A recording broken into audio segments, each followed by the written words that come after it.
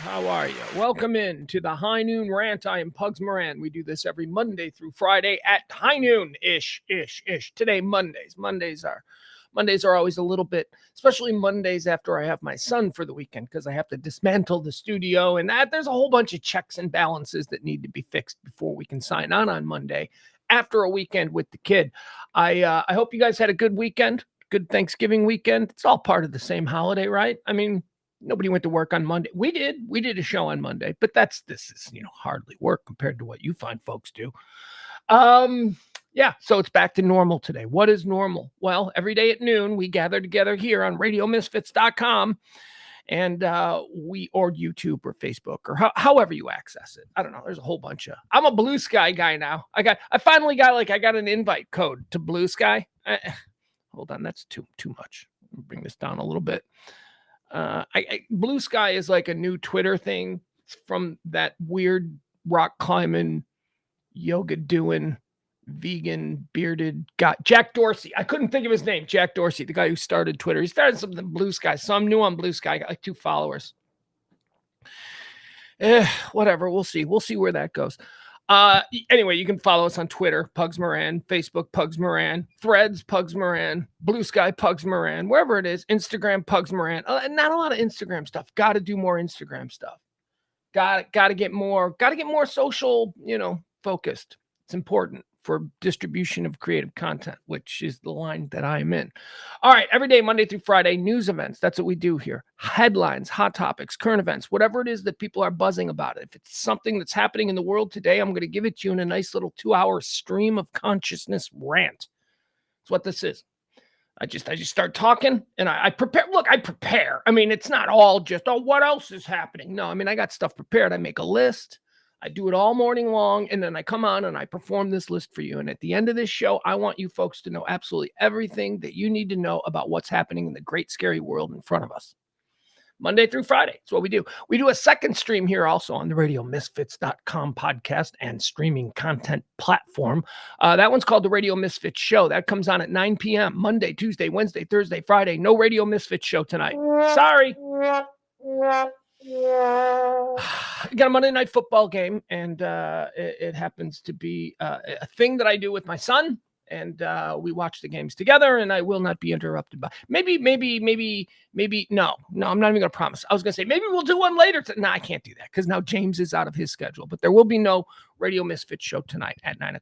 I do apologize, but hey, it's a very important 5-game stretch for me and my son. It's very important. No, not like we're not going to the playoffs, right? Very important for other reasons. I don't want to bore you with it, but fandom, things you need to look for, and that's, so it's very important. So we're going to watch tonight because tonight's a big night for us. It's a big night for any JF1 supporter. Anytime JF1's got an opportunity to just show it, you gotta do that. All right, so that's tonight. No Radio Misfits Show. Let's get started with today's show. Today's show is, hold on.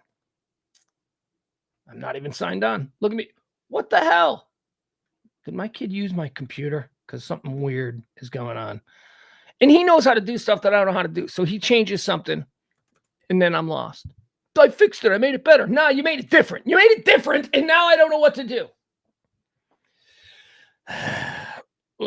Hey, this show runs on your gratuities. That's right. Tips fuel this show. So I'm going to leave that up. Venmo and the Cash App there. If you're so moved that you want to support this kind of radio, this kind of talk radio, this kind of content, non-divisive, non-political. I don't care how you voted.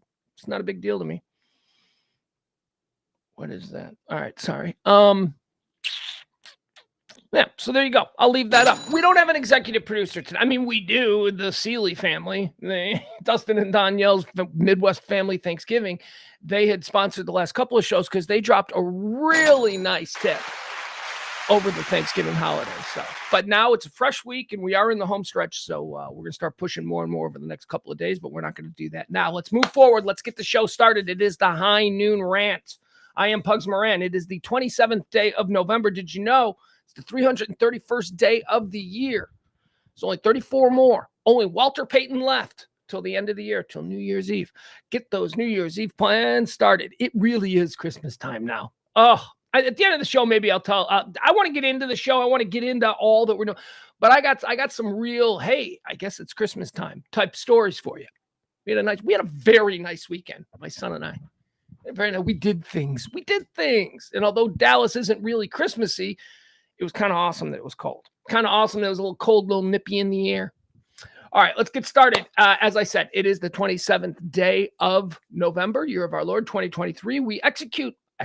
Wait. Yeah, I suppose that's proper. It's weird. It's ham-fisted. We execute this show by using a football game as our basis. We go in 4 quarters. The first quarter of the show is a segment we call Erstwhile on This Day. Erstwhile on This Day covers all of the things that have happened previously on this day in history. It's this day in history. Then we go to quarter 2. That's birthdays. We talk about people born on this day. Then quarter 3 is the deads. This is where we look at people who died on this day, and we decide whether or not, based on our own understanding of heaven and hell, where they went. They go to heaven, they go to hell. We decide. That's what's fun about it. Fourth quarter, that's the meat and potatoes of the show. That's where we get into all the things that are happening today. So without further ado, let's get started. Segment number 1 on today's show. We like to call this Erstwhile on This Day. These are all of the events that have occurred on this day. Not all of them. That'd be crazy. Couldn't do all of them. Everything that has ever happened. That would not be possible. So I cherry picked the ones that I think are interesting that I can rant on.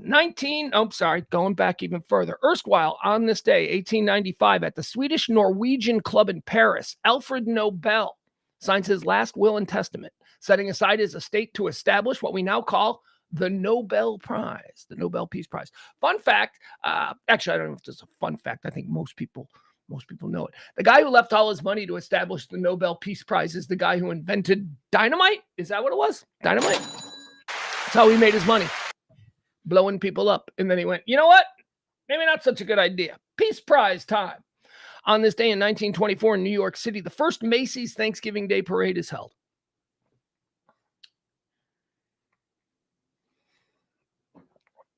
I know that the Macy's Thanksgiving Day Parade is like an American tradition. And it's been something. Hiccups are coming. Here they come. Jesus. We're going to battle hiccups. We haven't done it in a week, so why not? Let's do it now. There we go. Yeah, this is going to happen, folks. I'm sorry. This is my body. I can't fix it. I wish I was more professional. Hiccups. I know the Macy's Day Parade is like an American tradition, and everybody's like, you wake up early and you watch the Macy's. And I think I remember as a kid, Santa Claus at the end of the Macy's Day Parade being a thing.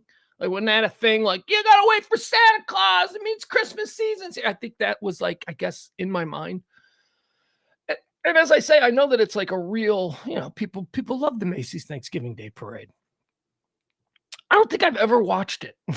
Not once. I don't think I've glanced at a TV when it was on, but I don't think I've ever gone, all right, let's do this. Parade time. Like, I know that there are old people in my family that did. I remember my grandma. My grandma was always like, come watch the parade. And I'm like, slow moving traffic, colorful, slow moving traffic. I don't need that. That's why am I watching this, Grandma? Anyway, first one on this day in 1924. On this day in 1965, the Vietnam War.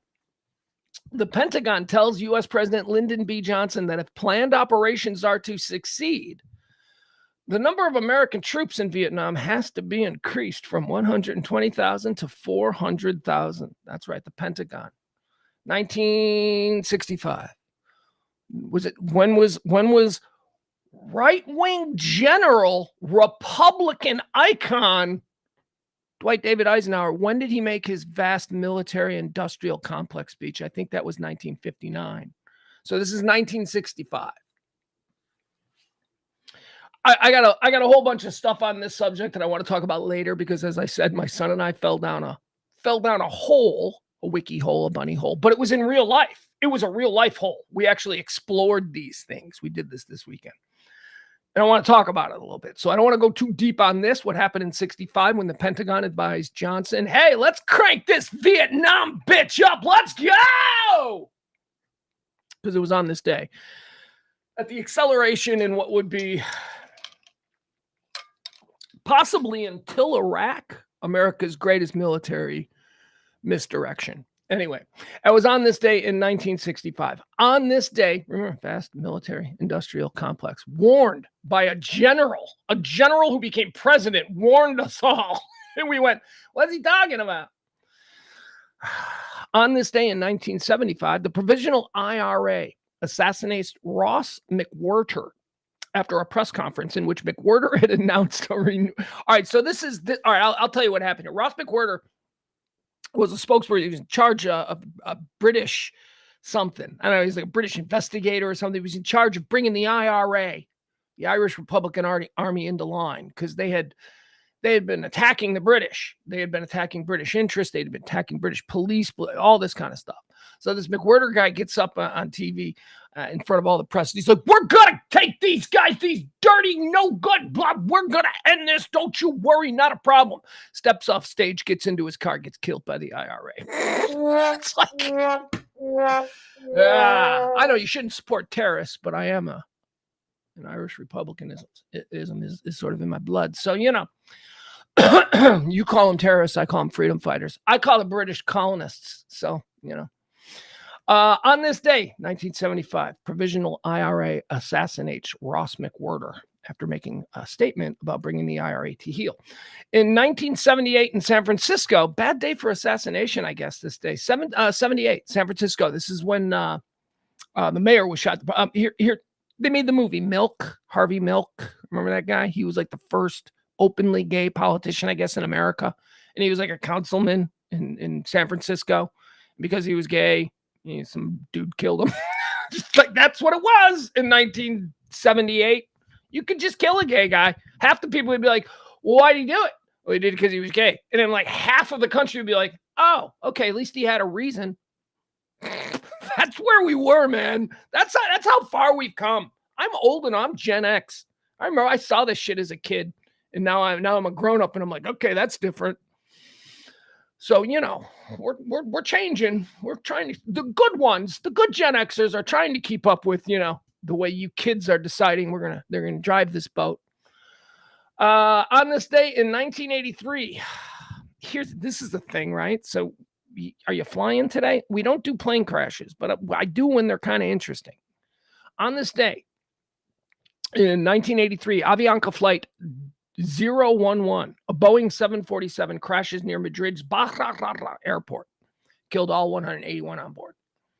Avianca Airlines, on this very day, Avianca Airlines lost one of their planes. My God, 1983. On this day in 1989, Avianca Flight 203, a Boeing 747, also crashed. This one, Medellin cartel. This was the Medellin cartel bombing. I don't know if you guys watch Narcos. Pablo Escobar was feeling the heat, man. He was basically the most powerful man in Colombia, but suddenly there was this politician, Calaveria, who was running for president of Colombia, and he was going to take down, he's going to take down Medellin. He's going to take down Pablo. So Pablo Picasso found out that he was going to be on this airplane, so he put dudes with bombs on the airplane. Didn't tell the dudes they had bombs, although one dude figured out that he had a bomb, so at the last minute he left. He got off the plane. The other dude just sat there. The dude was told it was a recorder, that he was secretly recording a conversation of the people in front of him. So he had to put the boat, and then he had to turn the recorder on by hitting a button. That button actually activated a bomb. So that's what happened there. Avianca, man, two planes. They had two planes. One was a legit crash. The other was a bombing, but still on the exact same day. Don't fly Avianca Air. Is Avianca even still? Did they survive having two plane crashes on the same day? Different years. But you would think that like savvy flyers would be like, don't fly Avianca on the 27th. I don't know. Two on the same day, different years, but still. On this day in let's move forward. On this day in 2020, erstwhile, on this day in the year 2020, days after the announcement of its discovery, the Utah monolith is removed by recreationists. I don't know what a recreationist. What is a recreationist? Is that one of them van life people? Like, is that what it is? Are we talking like people who live in vans? I say it like that. People who live in vans, I say it like that. But honestly, I could probably do it. I could be a van life guy. I could. All you need is a gym membership at a national gym. That's it. That's all you need. You can shower and do all your shit with a national gym membership. You travel wherever you want. There's a Lifetime Fitness everywhere. I need a shower. Here's my membership. I don't know. Remember the monolith thing? That was a weird thing. The internet went nuts because some people knew the internet would go nuts. So they put this weird 2001 Stanley Kubrick monolith in the middle of the Utah desert. And then they knew somebody would see it. And when they did, it went viral. And they were like, look at what we did. And then they removed it. I don't know. It just disappeared. Do we know what the story? Do we care? I don't care. I don't care. It wasn't from outer space. It wasn't, some ancient prophecy of the gods. It was just something that some weird Utah art students did. That's it. That's all. All right. Erstwhile on this day, let's move on to quarter two. Quarter two is when we celebrate people's birthday because they say it's their birthday. Let's move into birthdays. These are people celebrating birthdays. How many different ways can I say it? Well, that's what happens with a stream of consciousness. I'm constantly trying to avoid the lull in conversation. Born on this day in 1843, Cornelius Vanderbilt II. Well, that's a junior. Well, you're Cornelius Vanderbilt. There's no such thing as a second. Rich people just making up the rules. Cornelius Vanderbilt II is not a second. The second Cornelius Vanderbilt is a junior. Born on this day in 1843. I don't know. He's like Anderson Cooper's great grandpa or something. I don't know. Born on this day in 1940, Bruce Lee. Hiya! Bruce, right? Can you say Bruce Lee without going, hiya? I can't. It's my whole life. Oh, dude, is that a Bruce Lee movie? And then I'll whisper to myself, hiya. I can't do it. Born on this day in 1941, Eddie Rabbitt. I don't know much about Eddie Rabbitt. I know one thing. That dude loved a rainy night. Born on this day in 1942, Jimi Hendrix. Oh boy, look at this. American singer, songwriter, guitarist, and producer. What do I got? Do I got a Jimi Hendrix fun facts?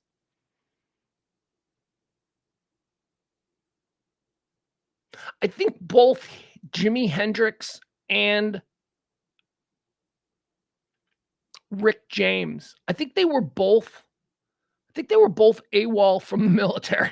Weren't they both AWOL? But then they got famous, so people were like, Anyway, Jimi Hendrix, born on this day in 1942, born on this day in 1953. Here's that guy. This is one of my favorite that guys. I love this guy. Anytime I see this guy in a movie to this day, I go, hey, he's still working. How awesome is that? You guys, it's Curtis Armstrong's birthday. Do you guys know who Curtis Armstrong is? He is a that guy actor of the highest regard. So let's celebrate and let's take a look at Curtis Armstrong celebrating a birthday today. You may know him most as Booger from the Revenge of the Nerds movies. There he is. Boom. Look at him. Look at him. He's naughty Booger from the Revenge. Look at him. He's Curtis Armstrong. Everything he's in, he always plays kind of a slovenly, dirtbaggy, but reliable best friend type. He's always the best friend. He's always John Cusack's best friend, oftentimes. Look at him. The little devil. He gonna get you in trouble, but he's loyal. There he is. Where's a picture of Booger? Do we have him as Booger? Let's see, there's Booger. It's got that. Look at that smile. He's got that smile. That smile's going to get you in trouble. Come on, show him. There's Booger. There he is. That's our guy. Look at him. Booger from Revenge of the Nerds. He did gross stuff. He was awesome. Curtis Armstrong celebrating a birthday today. That guy actor extraordinaire. Who else is having a birthday today? Happy birthday to this guy. He's Bill Nye, the science guy. Who doesn't love Bill Nye? I don't know. Celebrating a birthday today, born on this day. Here's another one. Okay, so we got to do this one now. This is another one of my favorite that guy actors. Now, this guy I have a personal relationship with. He did our show a bunch of times. He did, and I didn't really. I mean, he was cool. He was like a cool guy. Like he would always come through. This is what he does, though. This is actually why I even know who he is. Hold on, man. Sorry, I gotta lose this. There he is. I'm gonna go to these pictures. Oh man, I don't want these pictures. I hate these pictures. I hate when I do Google pictures. For showing pictures, Bing is far superior than Google. Just saying. Their pictures are better. I know that Google Images is the best. No, it's really not. If you're someone like me who relies on quality pictures, you'll find that Bing seems to have better pictures. Or at least better presentation. Ladies and gentlemen, happy birthday. Born on this day in the year. What year was he born? 1956. The great William Fichtner. Like I said, this dude has been in everything. This dude has been in everything. He used to do the old Pugs and Kelly show. He'd come through town. I don't know what he was doing. He filming movies or something, whatever. Hey, you want William Fichtner? And I'm like, yeah, that dude's awesome. Nobody knows who he is, but when they see him, they go, oh, I know that dude. He's awesome. He's awesome in everything. Here's why I like him now. He's a regular on my favorite sports talk show out of Chicago on The Score. Parkins and Spiegel is the afternoon show that I listen to there in Chicago. And William Fichtner is a regular on the show, by regular, once a month or something like that. But what his job is on the show is he is the show's official Buffalo Bills ambassador. This dude is like an insane Buffalo Bills fan. He's from Buffalo. He knows everything about the Buffalo Bills. When you hear this guy, and you know him, like you're like, oh, that actor guy. When you hear this guy talk football, you're like, holy shit, this guy could be on ESPN. This guy really does know his shit. Bill Fichtner, happy birthday to him. He's awesome. He's funny. He's charming. He's creepy in movies. Like he plays a creepy guy, but then he also plays like sometimes a really nice guy. I don't know. He's versatile, and that's what you want. Happy birthday. The great William Fichtner. Born on this day in 1957. Again, gonna have to talk about this. I mentioned about the Vietnam War and LBJ being pressured and, all of that.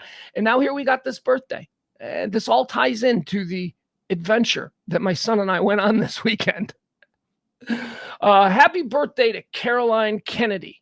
That's right. Daughter of John F. Kennedy, American lawyer, former ambassador. Ambassador to Australia. She got a good one. Oh, man. Look, first of all, being in the diplomatic corps and rising to the position of ambassador is really good. Like, that's a really good gig. And you get to be that forever. Like, forever they call you ambassador, even if you're no longer serving.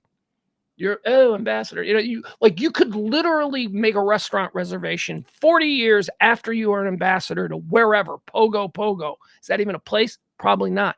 But 40 years after you're an ambassador to something like that, you could still make a restaurant reservation and they give you a good table because they think you're important. I have in the past used congressmen for dinner reservations because nobody knows all the congressmen. You can just make a reservation and say, Congressman so-and-so. Although I imagine that's harder now that everybody Googles. That was something for the early 2000s that we used to do. Anyway, moving on. Caroline Kennedy, JFK and Jackie O's daughter, born on this day in 1957. Born on this day in 1964. Oh, man. Oh, yeah. Yeah, I liked her. I mean, I disliked her. Don't get me wrong. This was like, hated everything about her. Like, oh, my God, wouldn't get along with her. Couldn't imagine working with her. Please. The only thing I could imagine doing is kissing her and making sweet love to her. And it wouldn't even be love, unfortunately, because like I said, I hate her. But happy birthday to a big one in my life, Robin Givens. Oh, man, the first time I saw Robin Givens on Head of the Class, I was like, what? Huh? Wait, forget everybody else. Take the camera off Howard Hessman. Put it on that girl. That girl is like the most beautiful girl I've ever seen in my life. Robin Givens was gorgeous. She destroyed Mike Tyson, though. She screwed him over. She came from, oh, my God. She came from her mom. Do you know about her mom? Do you know about Robin Givens' mom? First of all, Robin Givens is second-generation hottie. Robin Givens' mom was a smoke show. Robin Givens' mom... all right, depending on the stories, but she kind of tricked or trapped Dave Winfield. Remember Dave Winfield, the Major League Baseball player, the Hall of Famer, I think? I imagine he's a Hall of Famer. He was great. You don't hear much about Dave Winfield. Dave Winfield dead? How come we don't appreciate Dave Winfield in the manner of which we appreciate Reggie Jackson? Because Reggie Jackson played in New York and hit home runs during the World Series. So did Dave Winfield. Anyway, point is this. Robin Givens' stepdad was Dave Winfield. And apparently her mom... In other words, Dave Winfield don't have a lot of good things to say about Robin Givens' mom. And the belief is that Robin Givens' mom targeted Mike Tyson and said, you're going for him. Because he was a big old dumb, and she was like an arch predator. And Mike Tyson, all of a sudden, this classy 10 out of 10, 11 on a scale of 1 to 10 looking woman, Robin Givens starts paying you attention. Oh, my God. Remember the Barbara Walters interview? Robin Givens, Mike Tyson, and Barbara Walters, and Robin Givens and her mother had tranked Mike Tyson up like he was some kind of wild tiger. And he did the whole interview like, I just love Robin.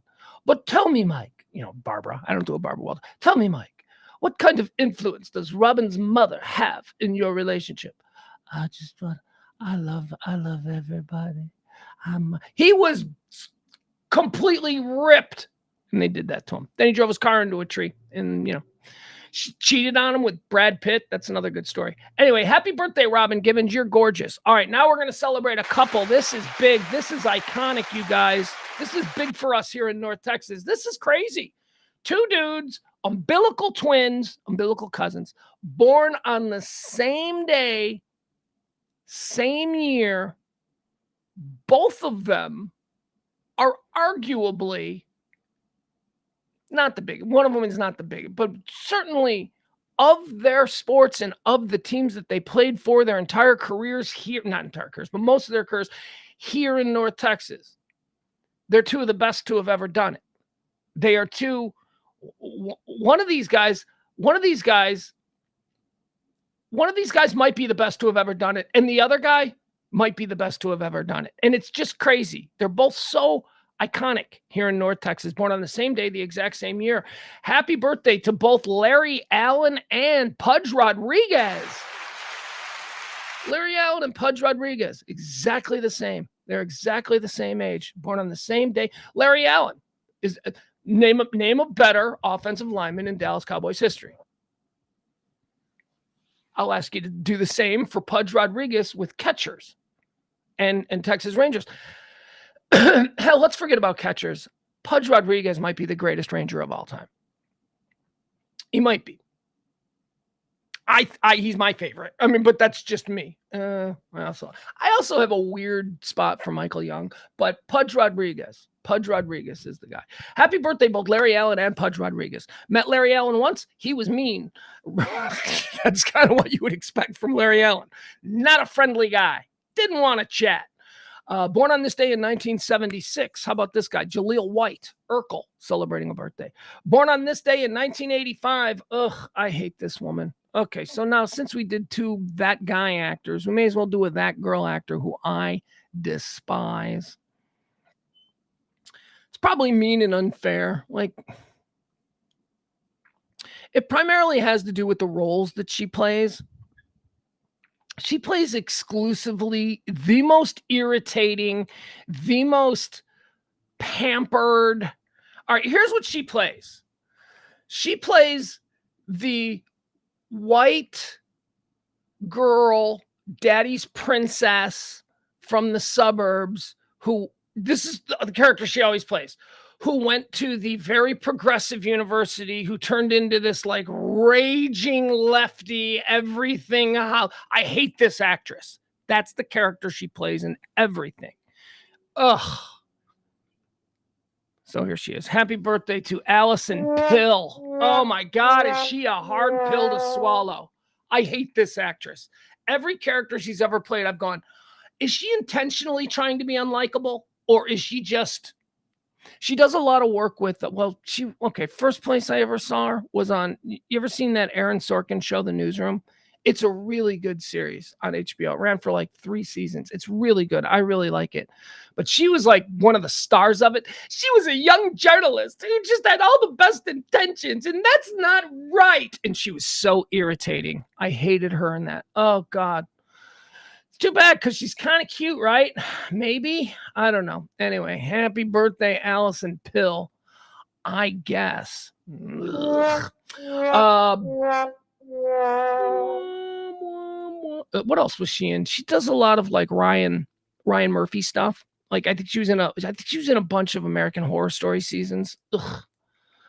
And she's probably a nice woman, and she is cute, but she's so irritating. Born on this day in 1985, the irritating Allison Pill. All right, let's move on. Let's go to deads. Let's talk about people who died on this day and where they probably went, heaven or hell. Let's start it off. Dead on this day in 1934. I think we could safely say that Babyface Nelson, bank robber, murderer, gangster, Babyface Nelson died on this day in 1934. Let's just go ahead and put him in hell. Dead on this day in 2011, British, just much beloved and BAFTAs. It's nominated for Oscars, but he wins BAFTAs, the British Academy. That's Ken Russell. Died on this day in 2011. Now, I'm a filmophile. I love filmmakers. And, all these directors from my life growing up, I've delved into their canon. I've seen what their career was. Ken Russell sucked. Ken Russell made lame, boring, pretentious, borderline art films that he was still trying to make a profit off of. So they weren't particularly good art films and they weren't particularly commercially successful. They were just bad Ken Russell films. Ugh. So he's going to hell. We're putting him in hell. And then they were weird. They were like sexually twisted, weird. He's just a weird guy. Ken Russell, dead on this day in 2011. Dead on this day in 2012, Marvin Miller. Marvin Miller was a baseball executive. He was Players Union president, attorney, one of the greatest attorneys in American legal history, right? Marvin Miller. He's always mentioned up there with people like F. Lee Bailey and I don't know who else. I guess Dershowitz is a guy, William Kunstler, these people. So he's one of those names, Marvin Miller. What did he do? Well, free agency in baseball. He's the guy that made baseball free agent. Curt Flood represented and advised Curt Flood against the St. Louis Cardinals, Curt Flood being the first free agent in baseball, created the whole free agent thing that we have in all sports. Marvin Miller, I liked him. I mean, I know a little bit about him. He also got into other big major cases, and he was a mediator, a guy that would settle disputes between major things. He seemed like a good guy, but he's a lawyer, and sorry, but he's got to go to hell. So look at that, a clean sweep. Everybody went to hell today. Babyface Nelson, Ken Russell, and Marvin Miller. All right, folks, here we go. It is time now for us to move into the fourth quarter of the show. This is where, excuse me, this is where we like to go through all the things that are happening, all the trends, everything that's today, the stuff that's going on today. So let's get started with that. Let me get a drink. Hold on. Excuse them. All right. Let's see here. So big breaking news. We start with Israel stuff. So there's a couple of things going on here in Israel. Apparently we now have, this was just within the last hour. So I didn't read this when I was fixing the studio. I saw this breaking news. Qatar says agreement has been reached to extend the Israeli-Hamas truce for 2 additional days. They're like every day. So I guess Israel said to them, you want us to stop bombing for another day? Give us 10 more, right? Give us 10. And that's kind of what's going on. I mean, by this measure, well, I guess I'm happy that, people aren't being blown to smithereens indiscriminately, but bombs falling from the sky. I guess that's a good thing. But Hamas did this. Hamas took these people. They have them. They shouldn't have them. So they should just, so the response was, you took people, you did a bad thing, we're going to bomb you. So that was the response to that. So the response you're looking for is for them to go, okay, we'll give them all back and you stop, right? But that's not what's happening. What's happening is now they're getting prisoners in exchange. So they're getting something from this. And they're releasing people 10, 13, 14 at a time. See the little American kid, little 4-year-old little girl, little American girl. She got released. That's a gut punch. Yeah. Hopefully she won't remember seeing her mother and father executed in front of her, because that went down. That happened. They killed the mom and dad right in front of her and then just took her hostage. So she's coming back to America, an orphan. Hope she has, grandmas or aunts or something. All right. So the truce has been extended. So let's move on to the news of the past couple of days.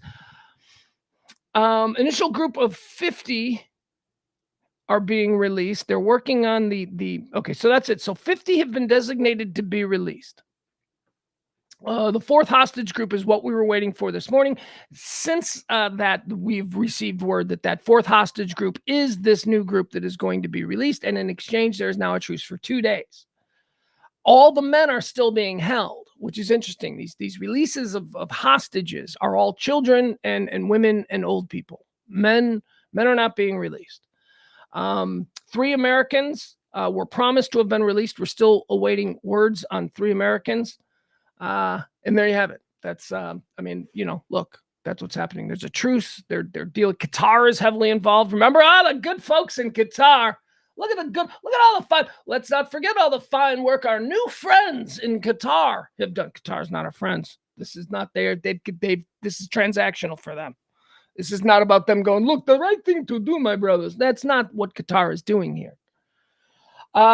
Here, erstwhile in the United States, stateside, 3 Palestinian students were shot and killed on Saturday. Not shot and killed, I'm sorry. Whoa. Boy, I'm just so used to saying that. That's, it speaks to the effectiveness of bullets, I guess, that I'm just so used to saying shot and killed. They were not shot and killed. Two are in critical condition, believed to survive. One is in more serious condition. So here's what happened with these 3 dudes, 3 students.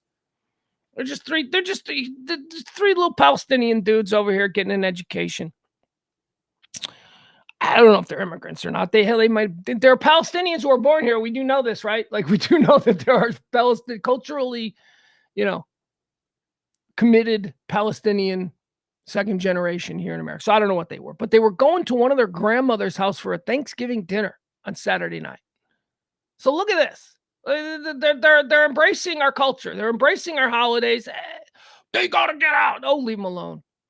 And some crazy dude, some 48-year-old dude, just saw him walking up to this house, knew a Palestinian woman, and just indiscriminately started firing at them. Crazy fight. I mean, this guy. Look, it's not. This is what the right wing. Because everybody, a 48-year-old white guy. He's a right wing. We don't know anything about this guy other than he's crazy.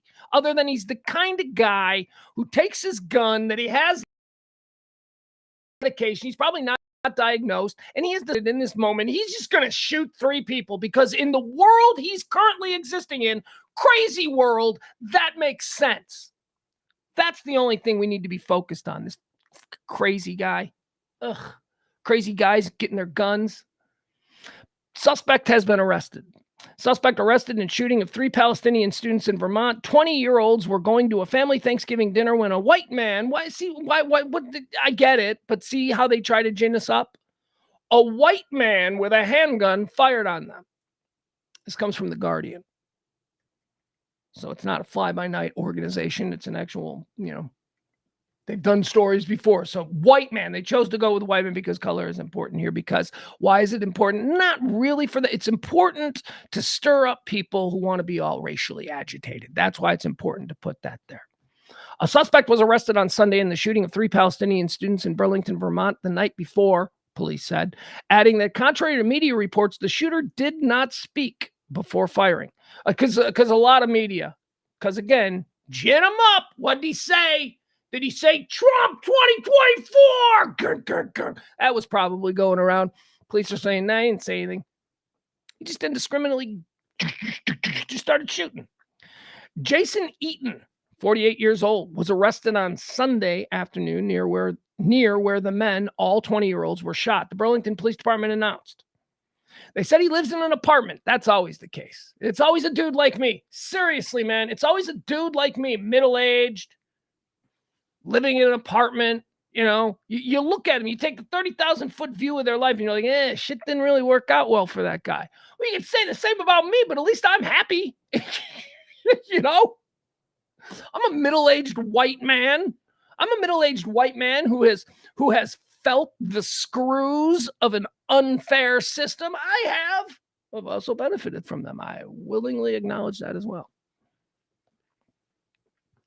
However, hold on, there's something in my backyard. Sorry, I'm distracted. Anyway, apartment. Dude, 48 years old, living in an apartment. Probably sad. He's going to shoot somebody. Does he have guns? I don't.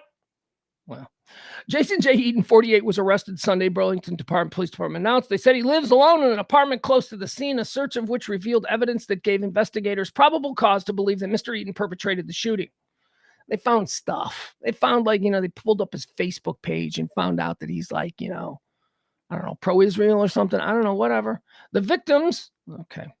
2 of the men are reportedly in stable condition, according to police, but the third received much more serious injuries after being hit in the spinal cord.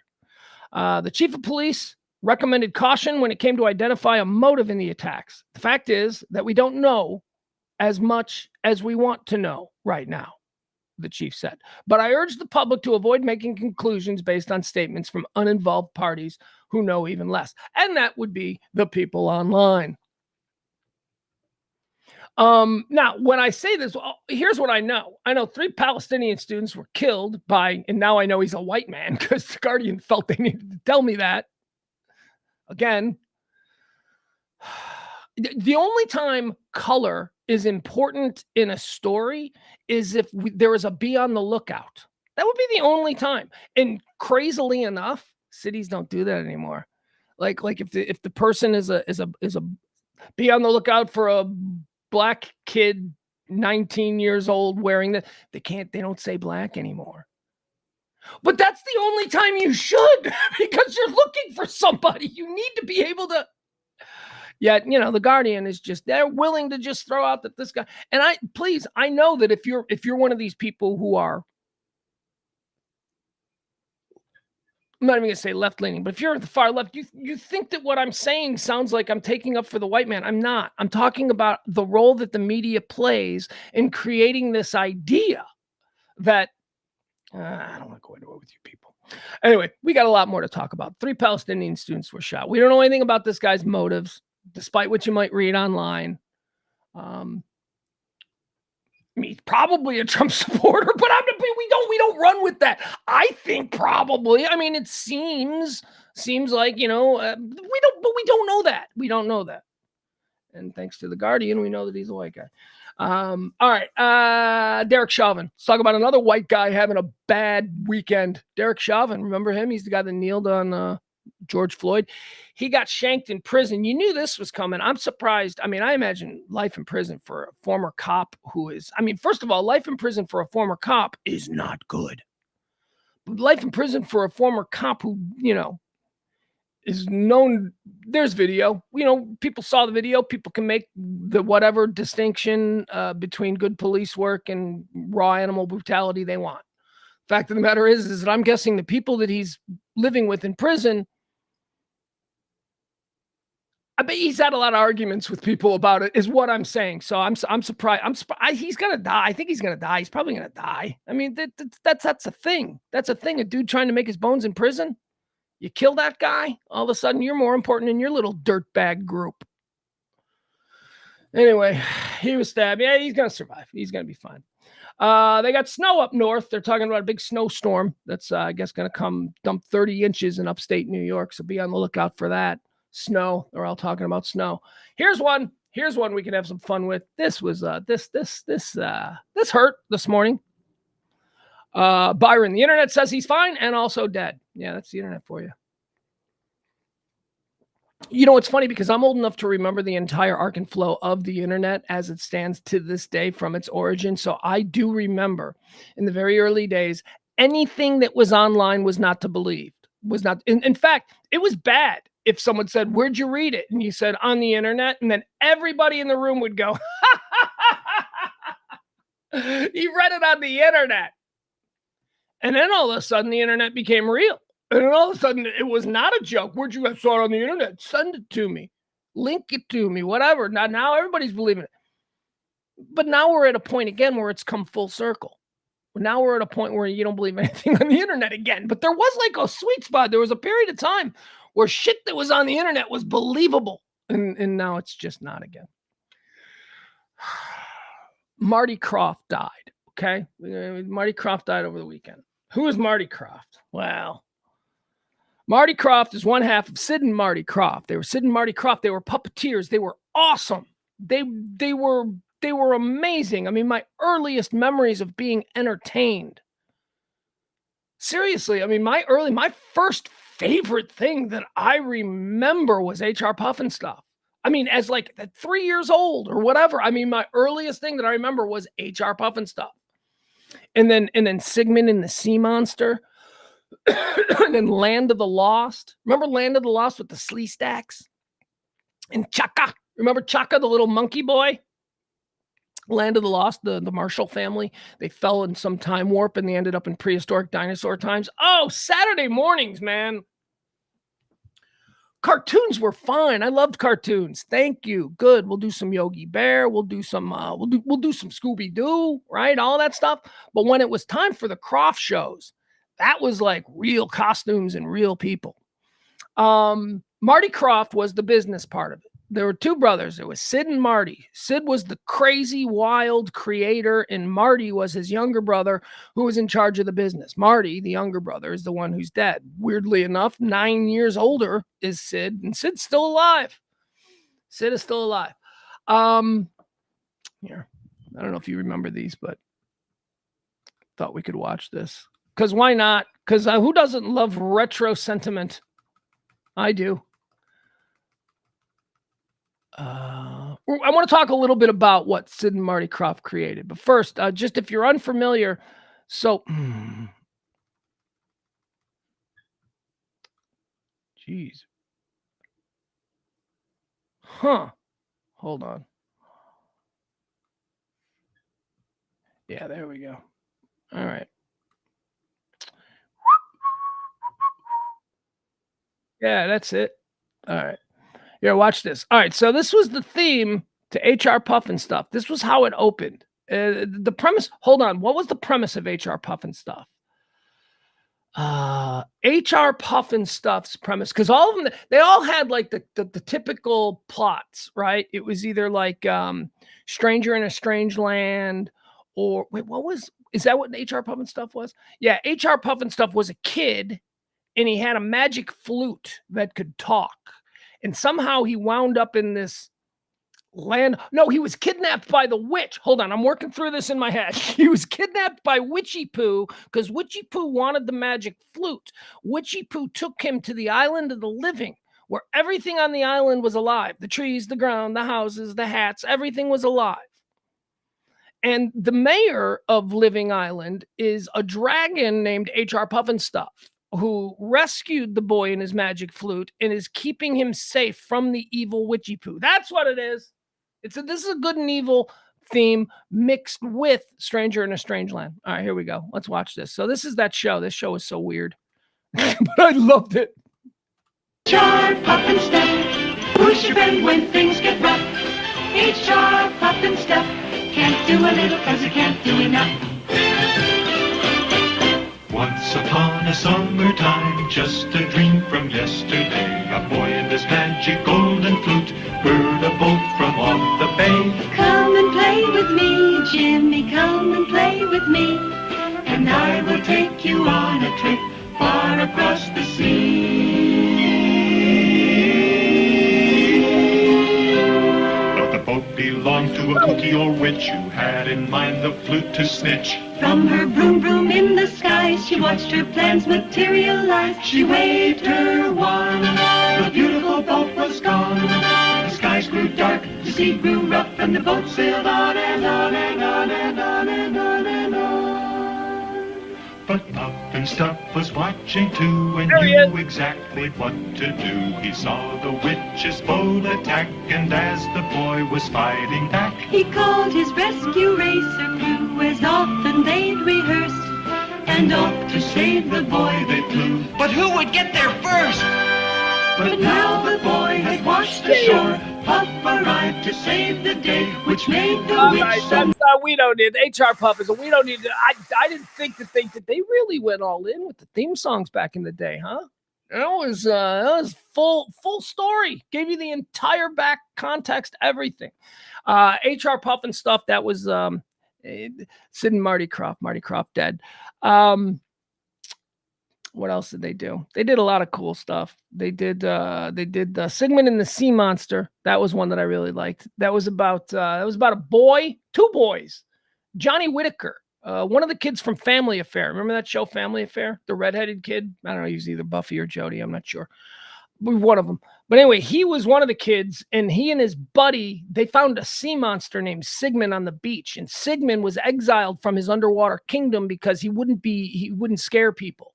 Sigmund was like a Casper the Friendly Ghost, and so they kept him hidden in their clubhouse, and they kept him safe from his mean, scary brothers, who were also sea monsters. That was the purpose of that one.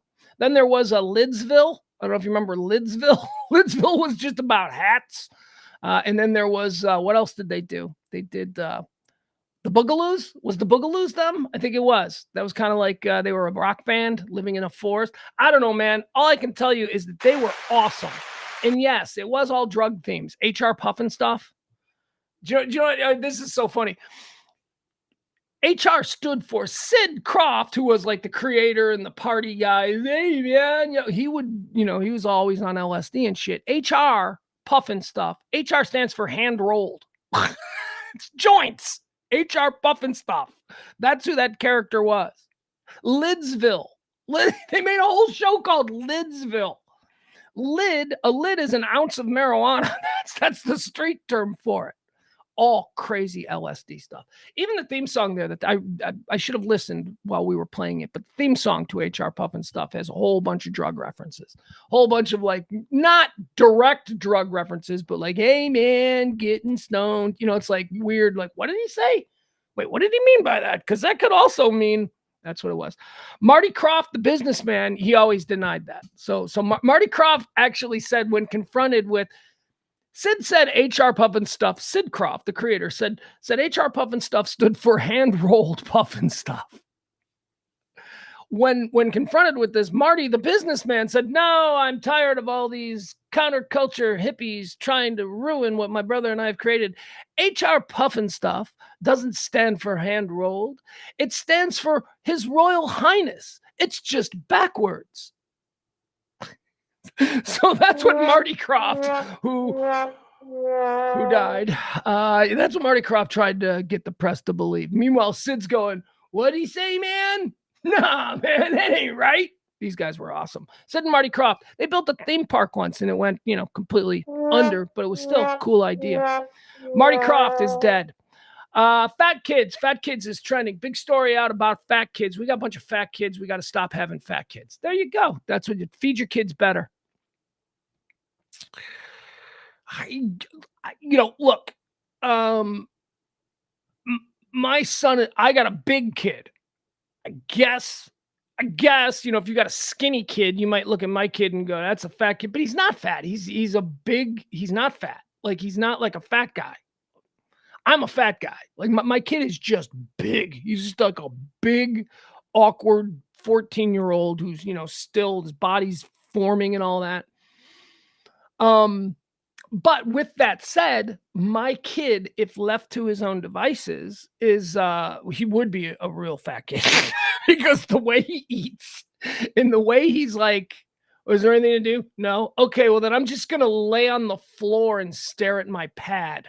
I'm just going to lay on he's very, he's a 14-year-old boy, but he's incredibly active and he eats. His mom feeds him so good. His mom is very healthy. Like his mom has turned him into an incredibly healthy eater until he gets around me. And then he's like, cheese puffs and all that stuff. Anyway, she made him do a 5K on the morning of Thanksgiving. Made him do them. I mean, not made him. Like he probably wouldn't choose to do it, but so he's getting a good, and he has to go to the gym every day. Like he has to work out every day. I don't think I'd never worked out like between like 12 and I did play in sports, but that was because it was mandated. You have to go so I don't know. So there are some parents out there who are very health conscious about the eating habits that their children are developing. This story, Fat Kids, says that ain't enough of them because most parents,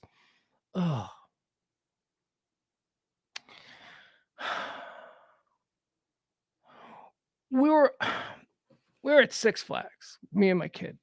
He was probably 5 or 6 years old. He's a little toddler at Six Flags. And so we were in this like little kids area and I was getting a little lunch together. I had kids bag and all this kind of stuff, right? We were allowed to bring it. I saw a woman, like there's this woman and have you ever seen this? This woman had a 2-liter bottle of Coca-Cola and she had a baby bottle.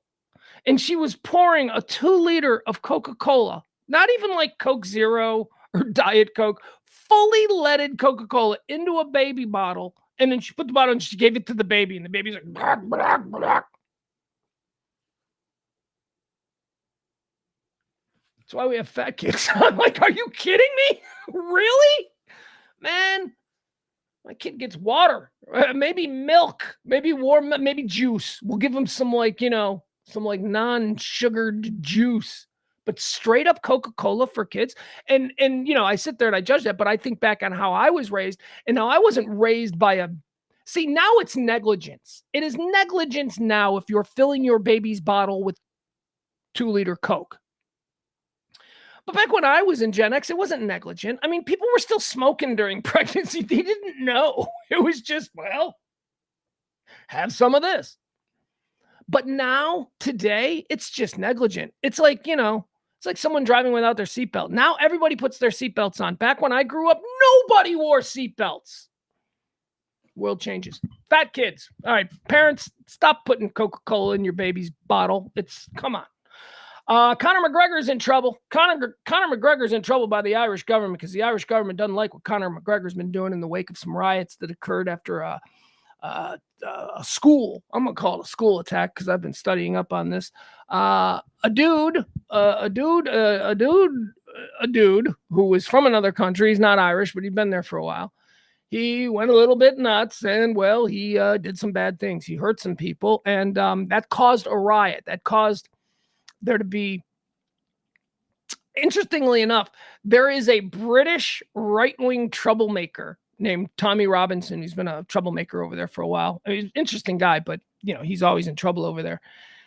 The people in Ireland were stirred up by this British guy, which as a proud Irishman, I'm like, what the fuck? What are you doing? It's a British guy. You're burning the streets on O'Connell Street because a British guy said something? What is the matter with you, you Irish people? You shouldn't be following him. Now, amplifying those sentiments, which police and authorities believe led to a lot of these young, raucous, half-in-the-bag kids taking to the streets and doing some real damage to the most touristy part of Dublin, is Conor McGregor. Conor McGregor is being accused of amplifying these sentiments and saying stuff on his own. So he's in a little bit of trouble over there. I don't know what kind. I don't know if it's illegal or whatever, but they're watching him. Here, I'll give you the story. Irish police are investigating Conor McGregor. Tweets about Dublin riots. Irish MMA superstar Conor McGregor is subject to an ongoing investigation by Ireland's National Police Service. Let's see. The Irish police, led by Assistant Commissioner Justin Kelly, are now investigating McGregor's tweets as part of a probe into online hate speech, according to the Times. Fighter has been vocal in the immigration debate in Ireland, particularly following the murder of teacher Ainsley Murphy. That's a totally different story.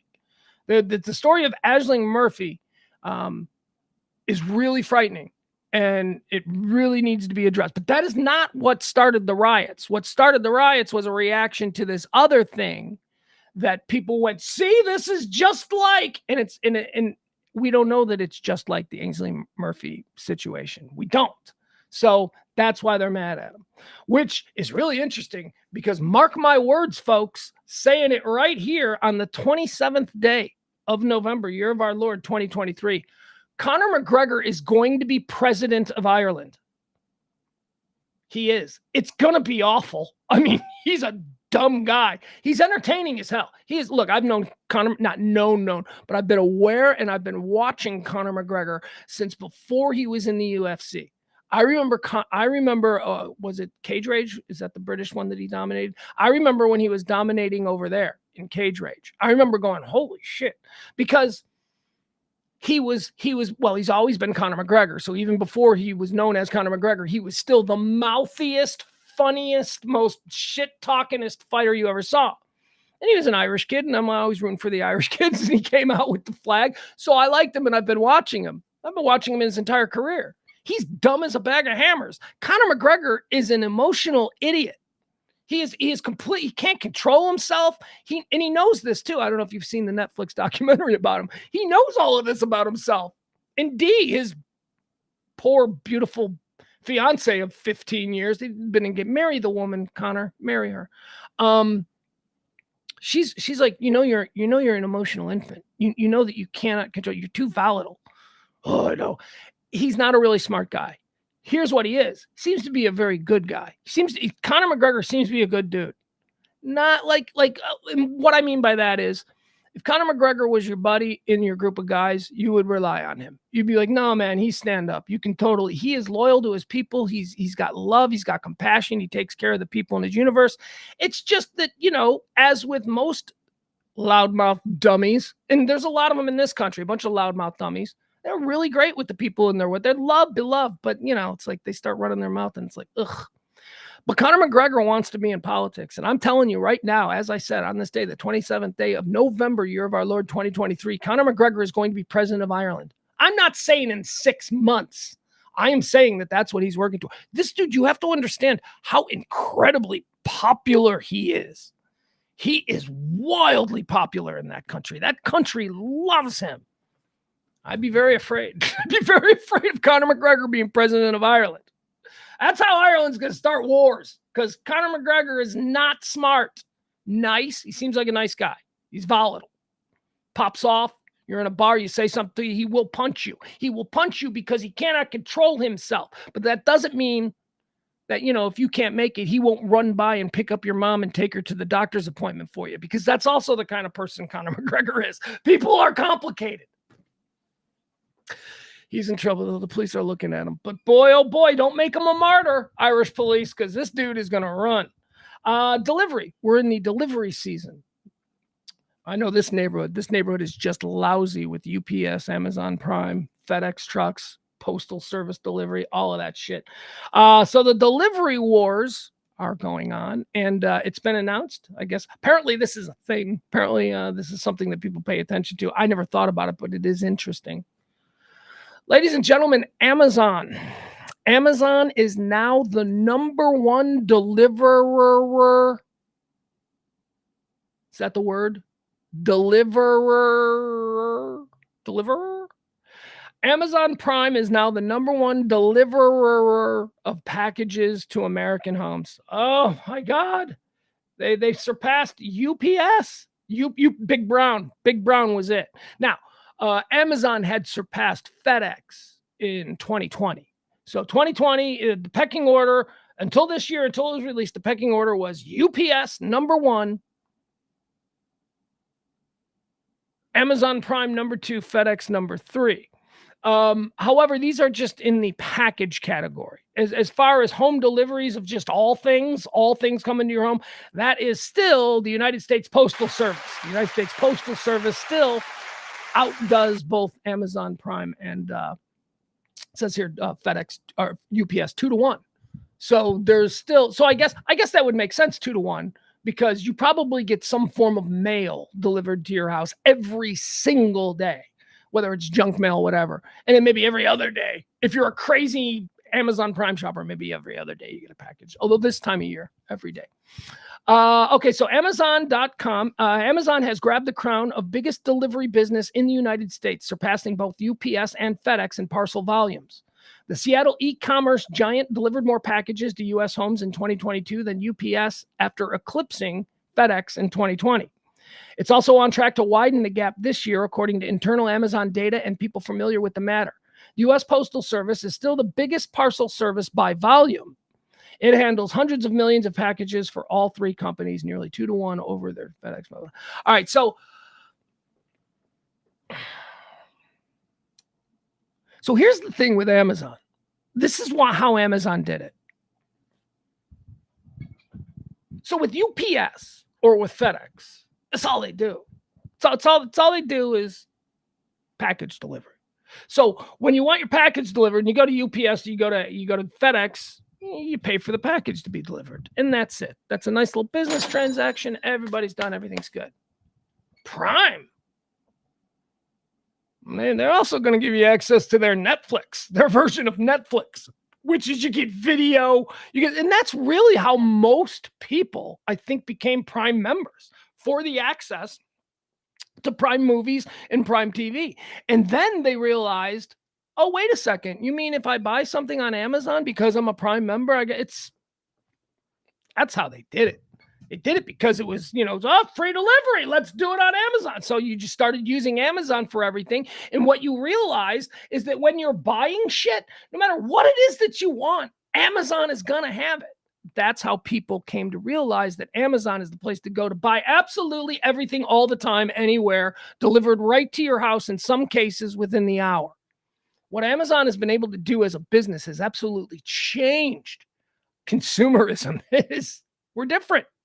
I mean, I remember just a couple of years ago, I have a friend. I remember just a couple of years ago, this person was like, yeah, I don't trust the Amazon. I don't want them. Now this dude he does his entire world online. It's like, hey, let's change. I never said it to him because I'd be like, oh, I thought you said, but I do. I remember him saying, I don't trust it. And now it's like everything is Amazon Prime. All right. So there you go. Delivery wars. I'm telling you, they tricked us. They lured us into becoming online shoppers by giving us TV. That's what they did. They gave us shit to watch. And then we're like, well, while we're here, UPS can't do that. There is no UPS streaming channel. There's no FedEx streaming channel that would get us to just flat out pay a monthly fee, even if we're not shipping anything. We're just getting. They had all these movies. I was like, hey, let's let people watch movies for $10, and then they can send their 5 packages a year. I'm seriously, they're making money. It's obviously it's profitable. TikTok is trending. TikTok is trending because TikTok is trying to tap into shoppers. This is another thing that TikTok's trying to do. Amazon. They're trying to beat Amazon. TikTok is trying to tap into shoppers in the United States, so-called social shopping. Social shopping is already a huge phenomenon in Asia and is expected to move over to the Americans. Success isn't guaranteed, however, and politics could intervene. But given how effectively TikTok has already disrupted the social media landscape, U.S. e-commerce giants like Amazon should be watching their back. The viral short video apps owned by China's ByteDance rolled out its e-commerce platform to 150 million monthly active users in the U.S. in September. TikTok isn't a stranger to selling goods through live streaming and short videos. The phenomena has been around in China for many years, and Douyin, which is the Chinese version of TikTok, I thought they were all the same, but apparently not. Douyin, the Chinese version of TikTok, has been particularly successful. TikTok's foray into e-commerce has also been off to a good start in the Southeast Asian area over the past couple of years. The logic of the expansion into e-commerce is clear for TikTok. TikTok is already a channel where hundreds of millions of young users discover new products, particularly in categories such as apparel and cosmetics, worn or highlighted by influencers on the platform. Allowing actual sales is the next step. TikTok aims to increase so it's just going to be, TikTok is just going to be people like, look at my sweater, buy, or whatever. Is that how we're going to do it? I don't know. Like right now, I'm an old white man. Right now, I'm looking at this and I'm going, I ain't buying anything that way. And then cut to me 5 years from now, and I'm just scrolling TikTok looking for gift ideas. Let me tell you something about TikTok. I don't give a shit about the politics of it. And everybody's like, politics and TikTok, Chinese, blah, whatever. TikTok is awesome. I love TikTok. I'm obsessed with TikTok. I don't make many TikToks, but if you're in the bathroom and you just need 15 minutes and you got TikTok, oh my God, you'll want to stay in the bathroom longer. It's that quick, little short videos, little funny things. Okay, what's next? And you're just constantly scrolling, 15 seconds, that's funny. And you move to the next one. Oh, that's cool. And then you move to it's just constant satisfaction. It's constant endorphin orgasms. Dog videos. Oh, look how cute that dog. No way that dog did that. And you scroll. TikTok, man. I totally see it. It's coming. Chinese. I'm telling you. And the only, people who hate TikTok, this is what I've discovered. The people who hate TikTok, people don't have it. People don't have it, never been there. I hate it. It's the worst. Yeah, I thought so too. And then I got it because I needed it for this project that we're doing. Because TikTok lends itself. And then this is like a few months back. And so then I just started observing TikTok. And I'm like, it's fun. It is fun. It is the most fun of the social media networks. There, I said it. TikTok. Sorry if that makes you mad. Chinese came up with a better way to do it. And this American thinks it's fun as hell. All right, let's see here. NFL fines. We got some NFL fines to talk about. Let me see what this is. Oh, yeah, I wanted to show you guys this. This is some bullshit. Football's no fun anymore, you guys. Let me show you something. All right, here. We're going to pull this up. I'm going to show you something that got fined.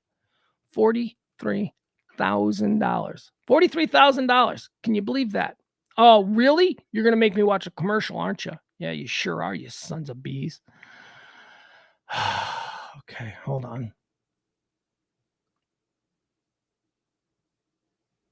Okay. Nope, never mind. Never mind. We got you. Boom. Okay, here, I'll show it to you this way. All right. Good, good, good.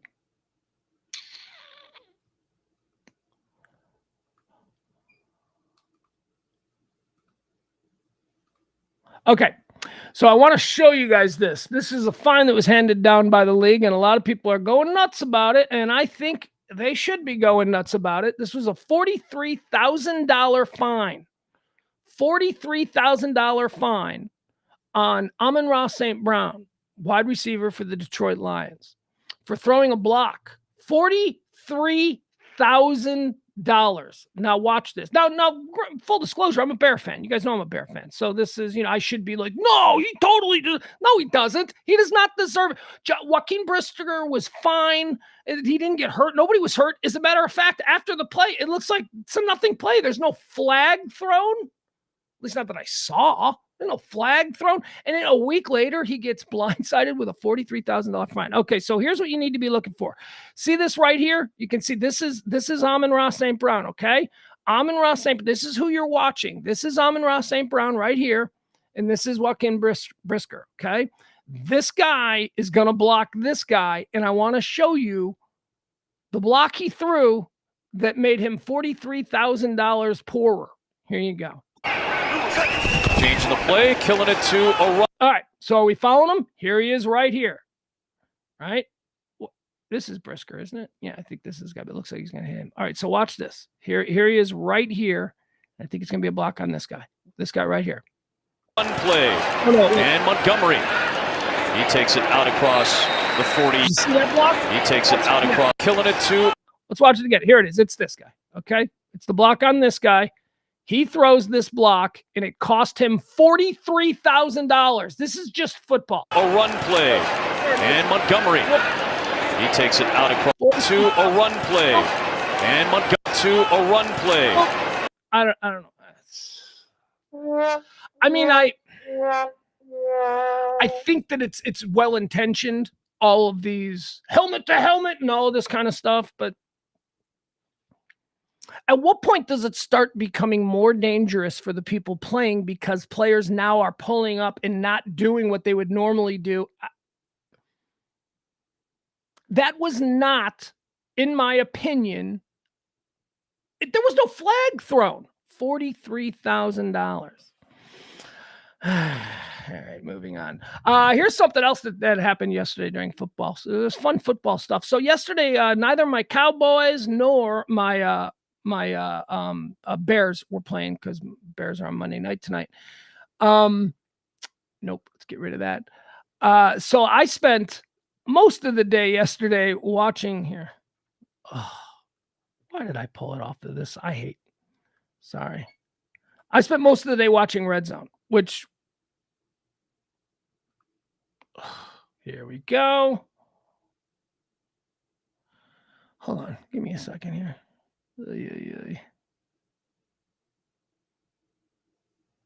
All right. Yeah.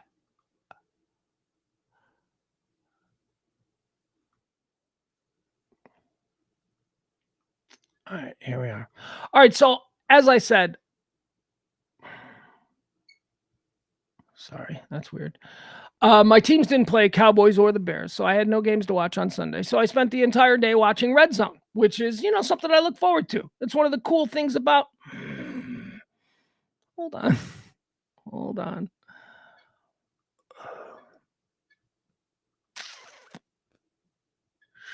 Boop. Boop, boop. There we go. All right, let's see what this is. So I watched I felt like I watched a good 5 hours worth of Red Zone last night, and I missed this. I totally missed this. When did this happen? So here it is. This happened if you were watching Red Zone There we go.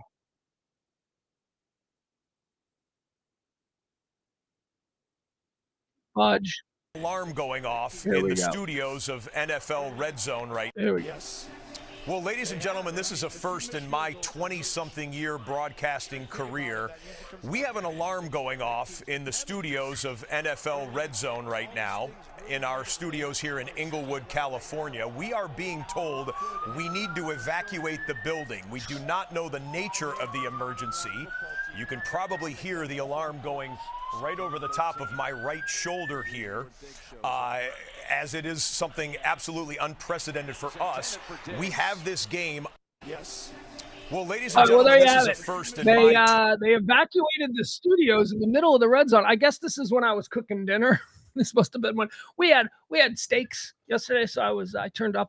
But that's crazy. The whatever the studios where they do the show, wherever that is, there was they came back. They came back and they said, well, apparently it's fine, but they can't turn the alarms off.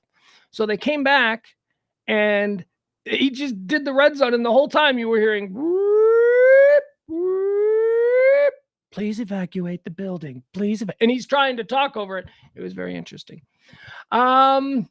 All right, what else do we have here? We're running out of stuff, folks. How about the best Mexican restaurant in Dallas? You want to do that bit? We can do that bit because that's something that I saw today. What paper was this in? Oh, it wasn't on a paper. It was let's scroll through some of these. We'll do it quickly because look, best Mexican restaurant in Dallas. Ugh, geez, how long we got, right? I mean, Jesus, there's like a million really good restaurants here. And I'm sorry, I'm getting angry because the computer is taking forever.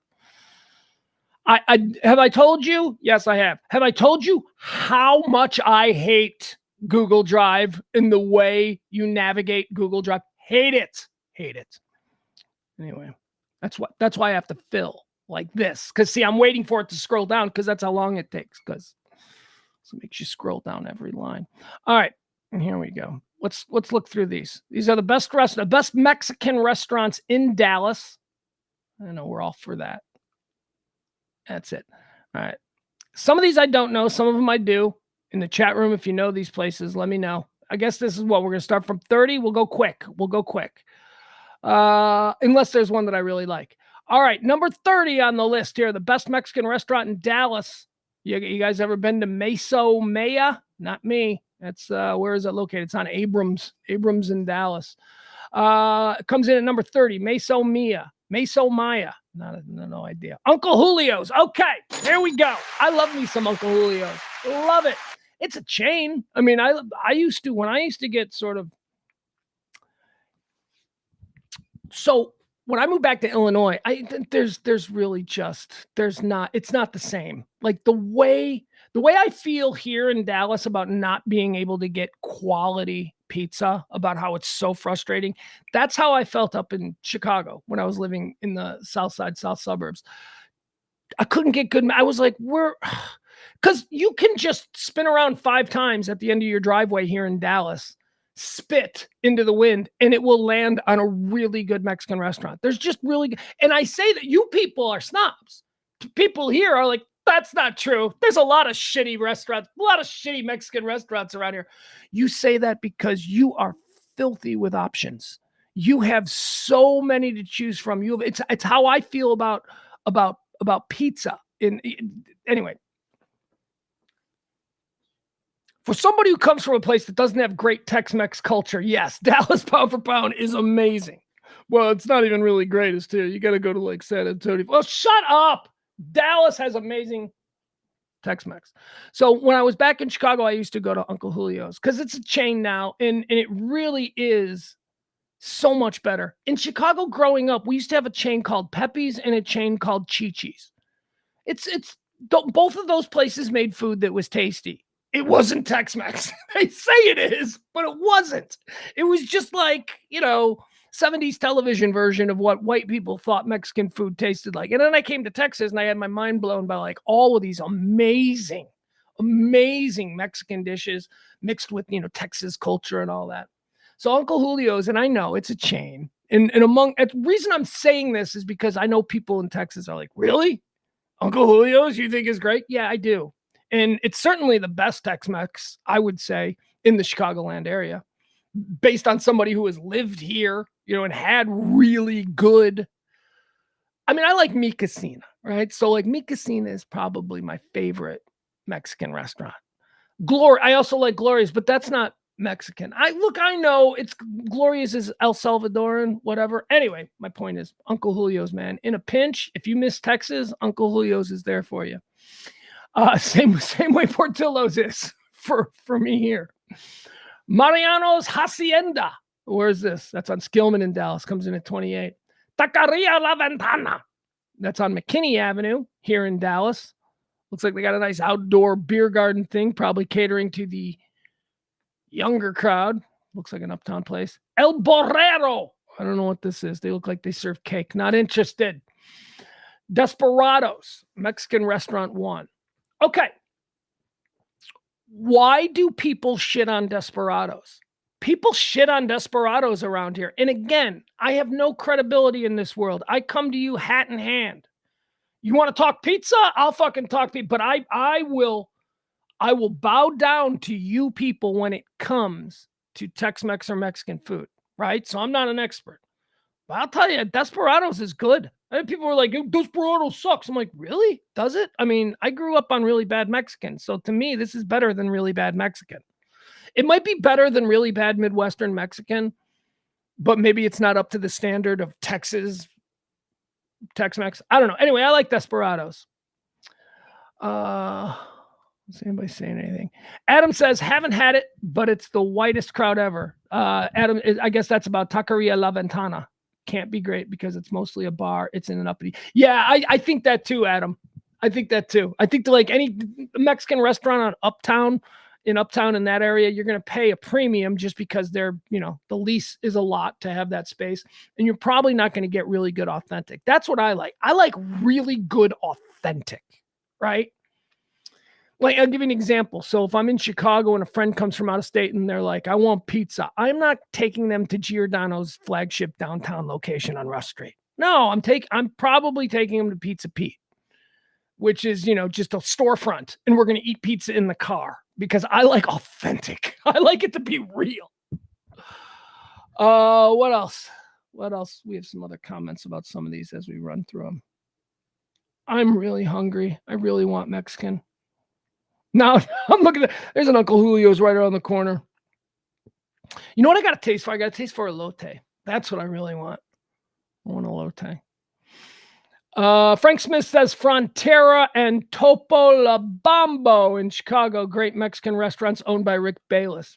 Frank, I love you. Rick Bayless is a cocksmoke. Can't stand that guy. And I think his restaurants are wildly overrated. I have been to Frontera Grill, though. Frontera Grill is a good restaurant. I haven't been to Topolobambo. I just don't like Rick Bayless. His brother, Skip Bayless. So you know what an asshole Skip Bayless is? Dude, it doesn't go. Come on. You know what an asshole Skip Bayless is? Okay, his brother is famed American restaurateur Rick Bayless. And you know how restaurateurs and cooks are known to be, assholes? And you know how Skip Bayless on ESPN is known to be, an asshole? That's Rick Bayless. Rick Bayless is both. He's an asshole like his brother, and he's a cook, a chef. Temperamental. But Frank is right. Frontera Grill is pretty good. Frontera Grill. Beto and Son. This is on Golden. I don't know what this place is about.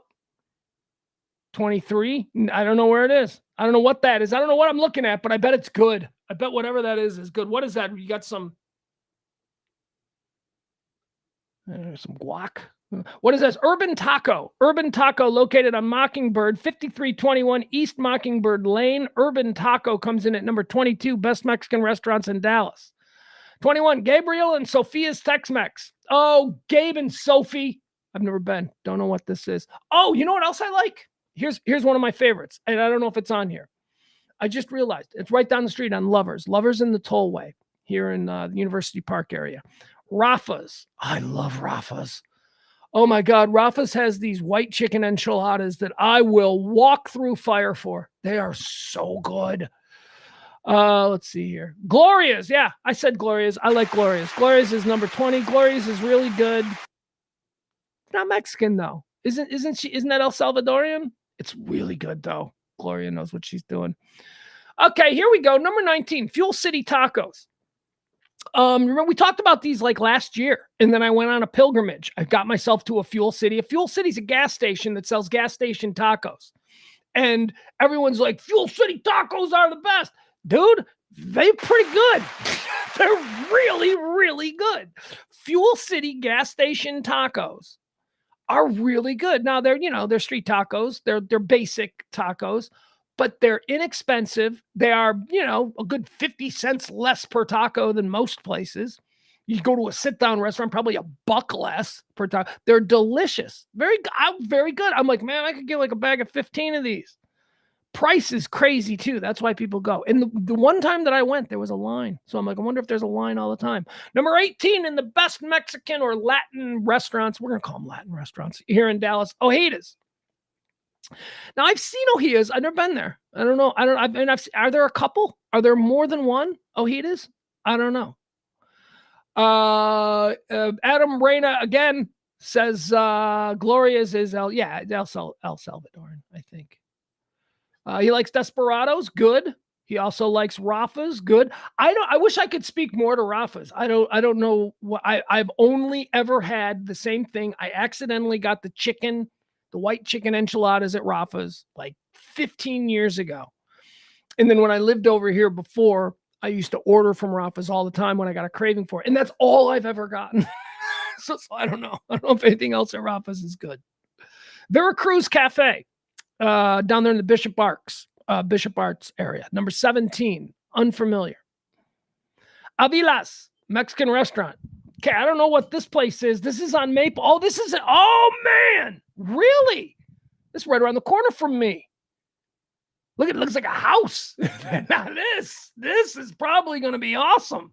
Number 16, Avila's Mexican restaurant. That's a dude's house. That was a house. Avila's Mexican restaurant.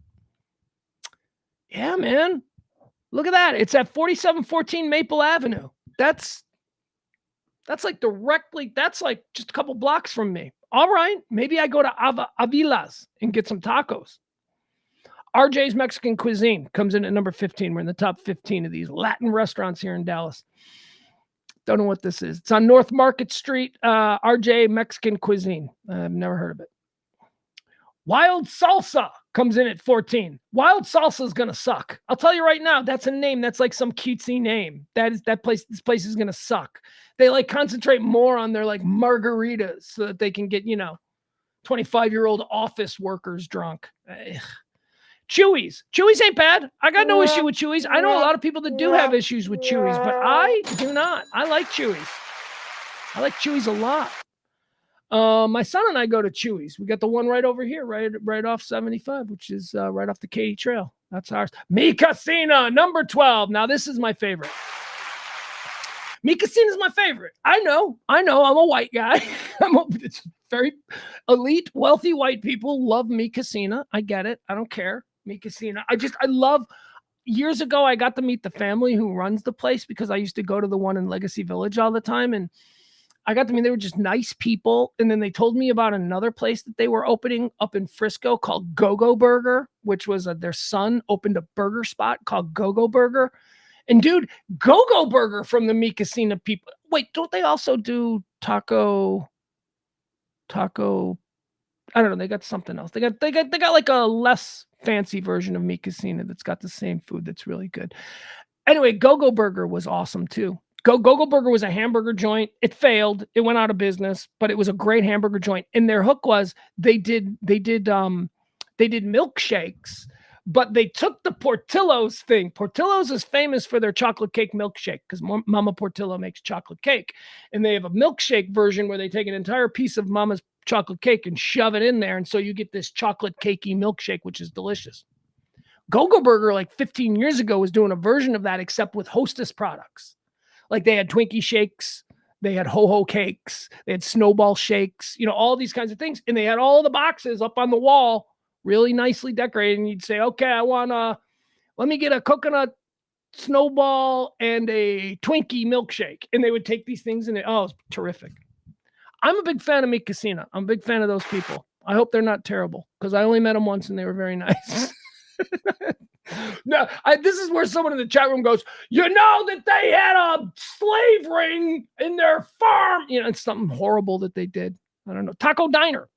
That's it. That's it. Thank you. Thank you, Adam. Adam knows. I was trying to think of Taco Diner.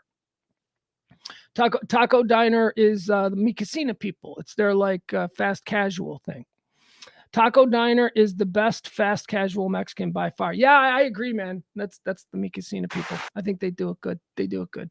So if you're flying into Texas and you just want to can't miss, I suggest Mi Casina. El Phoenix. I bet this is the one like off. Is it off Woodall Rogers? Right? Is this the one downtown? Yeah, McKinney Avenue right there. I've been here. This is good. El Phoenix is good, right? See, this is the thing. Where I come from, I think the Chi-Chi's is good, right? So that's where I'm starting a place called Chi-Chi's that used to exist. That's what I think is good. The chimichanga. That's my baseline. So when I get things like El Phoenix, I'm like, wow, Chi-Chi's was awful. Anyway, El Phoenix is great. Papacitos. I've been to all the Papas, Papa Dough, Papacitos, Papa Steaks. I've been to them all. They're all good restaurants. I don't know that Papacitos Cantina necessarily distinguishes itself, but there you go. Number 10. All right, so these are the top 10 Mexican restaurants here in North Texas. I'm sure they're all delicious. Although Mi Casina is already. Javier's. Never been. Everybody raves about Javier's. Okay. Everybody says this place is amazing. Never been. It's over there on Cole Street. This is one of, I think this is one of my buddy E's. I think this is one of his favorite restaurants. Javier's Gourmet Mexicano. Look at that. Look at that shrimp. I bet them shrimps be's delicious. Number 8, Torchy's Tacos. No. They're fine. But no, they don't belong in this list. You're telling me Torchy's Tacos is better than Mi Casina? Get out of here. First of all, I don't even think Torchy's Tacos are all that good. Torchy's Tacos, Fuzzy's Tacos, I think they're all kind of overrated. I don't love them. Moving on. I'll eat them because tacos, even the worst taco, is an awesome thing because tacos are awesome. The baseline on taco is this is really good. Now, where you go from there is mind-blowingly awesome. Torchy's is just really good tacos. E-Bar Tex-Mex comes in at number 7. I don't know what this is. North Haskell. I have never heard of it. E-Bar. Sounds like they can't possibly be really committed to making good food. They seem like they're doing young people don't know good. Young people will eat anything. They just want it to look nice. Young people will go to a restaurant that looks nice, but the food is garbage, and they'll totally be calm with it. You know why? Because young people haven't been to many restaurants. Something I realized. 25-year-olds have only probably been to, well, first of all, they went to the same 5 restaurants their whole life growing up because they went wherever their dad wanted to go. So by the time you get to be like 25, you're probably a broke-ass college student. So maybe you've been on a couple of dates to nice places, but you don't know. You don't know what's good. You got to be old and fat to know what a good restaurant is. Mesa Maya Cope. I don't know what this is. Where is this? Preston? Whew, I bet this place is expensive. Yeah, it's got a pretty heavy price. It's up there on Preston Road. All right. Now, I've never been to Mesa Maya Comida y Copas. Never been. Number 5. Well, I didn't know that they were individually doing the Mi Casinas because Mi Casina Galleria is number 5. So what was number 12? Was that a different Mi Casina? So they're rating the Mi Casinas differently? Nah, you can just go to a Mi Casina and get good Mi Casina food. Mi Casina Galleria comes in at number 5 on the list. Mia's Tex-Mex. This is right over here. I've had Mia's a lot. Mia's is right around the corner from me. Mia's is our local go-to place, and I kind of feel bad that I didn't rave about Mia's because I do absolutely love Mia's. Mia's is really good. I just had Mia's last Friday night. So there you have it. Mia's is really good. And I really do feel guilty that I completely forgot. I was raving about Rafa's. I was raving about Mi Casina. I forgot about Mia's right around the corner. How's Adam feel about Mia's? He ever been to Mia's? I don't know. Adam says E-Bar. We're talking about E-Bar. E-Bar is always hopping. I wonder if it's good. It's in a spot where it's in a mixed neighborhood of old and new. So it could be good. Let's not forget Taco Cabana, Frank says. I got no issues with Taco Cabana, man. I love a good Taco Cabana. Adam says, haven't had Mia's in a bit. Was good. Yeah, I like Mia's. Mia's is solid. I think that's why I totally forgot about it as being like the place I go to from. Oh, there you have it. We just take for granted. I take it for granted. I get, you know what's crazy? I'm seeing it at number 4, and in my mind, it's just a Mexican restaurant, even though I like it. And every time I go there, it's good. But now I see it at number 4, and I'm like, maybe I ought to start thinking about Mia's a little bit better. All right, continuing on. Mia's is number 4. Number 3, Pepe's and Mitos Mexican Cantilla. It's on Elm Street. Don't know anything about this place. Deep Elm, probably really good. Probably really good. Judging from the neighborhood that it's in, these are serious culinary people in this area. If it's really dangerous and you could probably get stabbed or your car stereo gets stolen, you're probably getting good food because those are serious cooks. Those are serious chefs. Meso Maya Comida. Oh, this is another one. Apparently, I need to check out the Meso Mayo Comida y Copas because this is the second mention for this restaurant. Here's one. It's number 2. This one is on McKinney, 1611 McKinney Avenue. That's in Dallas. Number 1. Did the whole list just get ruined for you? Did the whole freaking list just get ruined for you when this list culminates with Velvet Taco as the number 1 in all of North Texas? Velvet Taco. I'm going to say this once and then probably say it a couple of more times because that's what I do when I rant. Velvet Taco sucks. Velvet Taco is not as good to me as Taco Cabana. Velvet Taco is certainly not as good as Fuel City Tacos. Velvet Taco is expensive, pretentious, white. I hate to say it like that, but it just seems like these are all tacos that a white guy who married a Mexican woman would come up with. It's just, that's what Velvet Taco is to me. I get angry at their prices. It's $11. Yeah, $11 tacos. Well, you get 2 of them. Shut up, man. Ugh. Peter Lufkin checking in. He says Taco Casa is better than Velvet. I don't know. I just know that I don't like Velvet Taco. April agrees. She hates Velvet Taco. Look, the food, put it in my mouth, chew it up. Does it taste good? Yeah. But, a lot of these places taste really good. So but my problem with Velvet Taco is who do you think you are? Velvet Taco is trying to be yuppie, upscale. Tacos should be sold. The best taco you're ever going to have is probably sold out of a gas station like Fuel City. The best taco you're ever going to have is probably going to be sold to you out of a dude with a cart and maybe a goat. I don't know. There might even be a goat around. That's the best taco you're going to have. The best taco you're ever going to have isn't going to cost $11. I promise you that. I promise you. The dumbest taco you're ever going to have is going to cost you $11. All right, there you have it. Velvet Taco is the Torchy's of Mexican joints. All right. There's a controversial taco truck here in Denton. I don't like it, but many do. It's El Cucuy, and it's West Coast Mexican. Not a fan. Yeah, there's a big, you learn that there's a big difference there between like people who think Southern California has the best Mexican food and people who think that like Texas has the best. There's definitely a difference. I guess it's kind of like barbecue, right? I mean, barbecue's different all over. When I moved to Texas and I started having beef barbecue, I was like, wait, you can do this? You can barbecue cows? Because, I come from a great migration state. So my barbecue is pig barbecue. South side of Chicago barbecue is Memphis pit style pig barbecue. But I came down here and I had like beef ribs for the first time. Woo! Blew my mind. Jesus, it's like a steak attached to a handle. I loved it.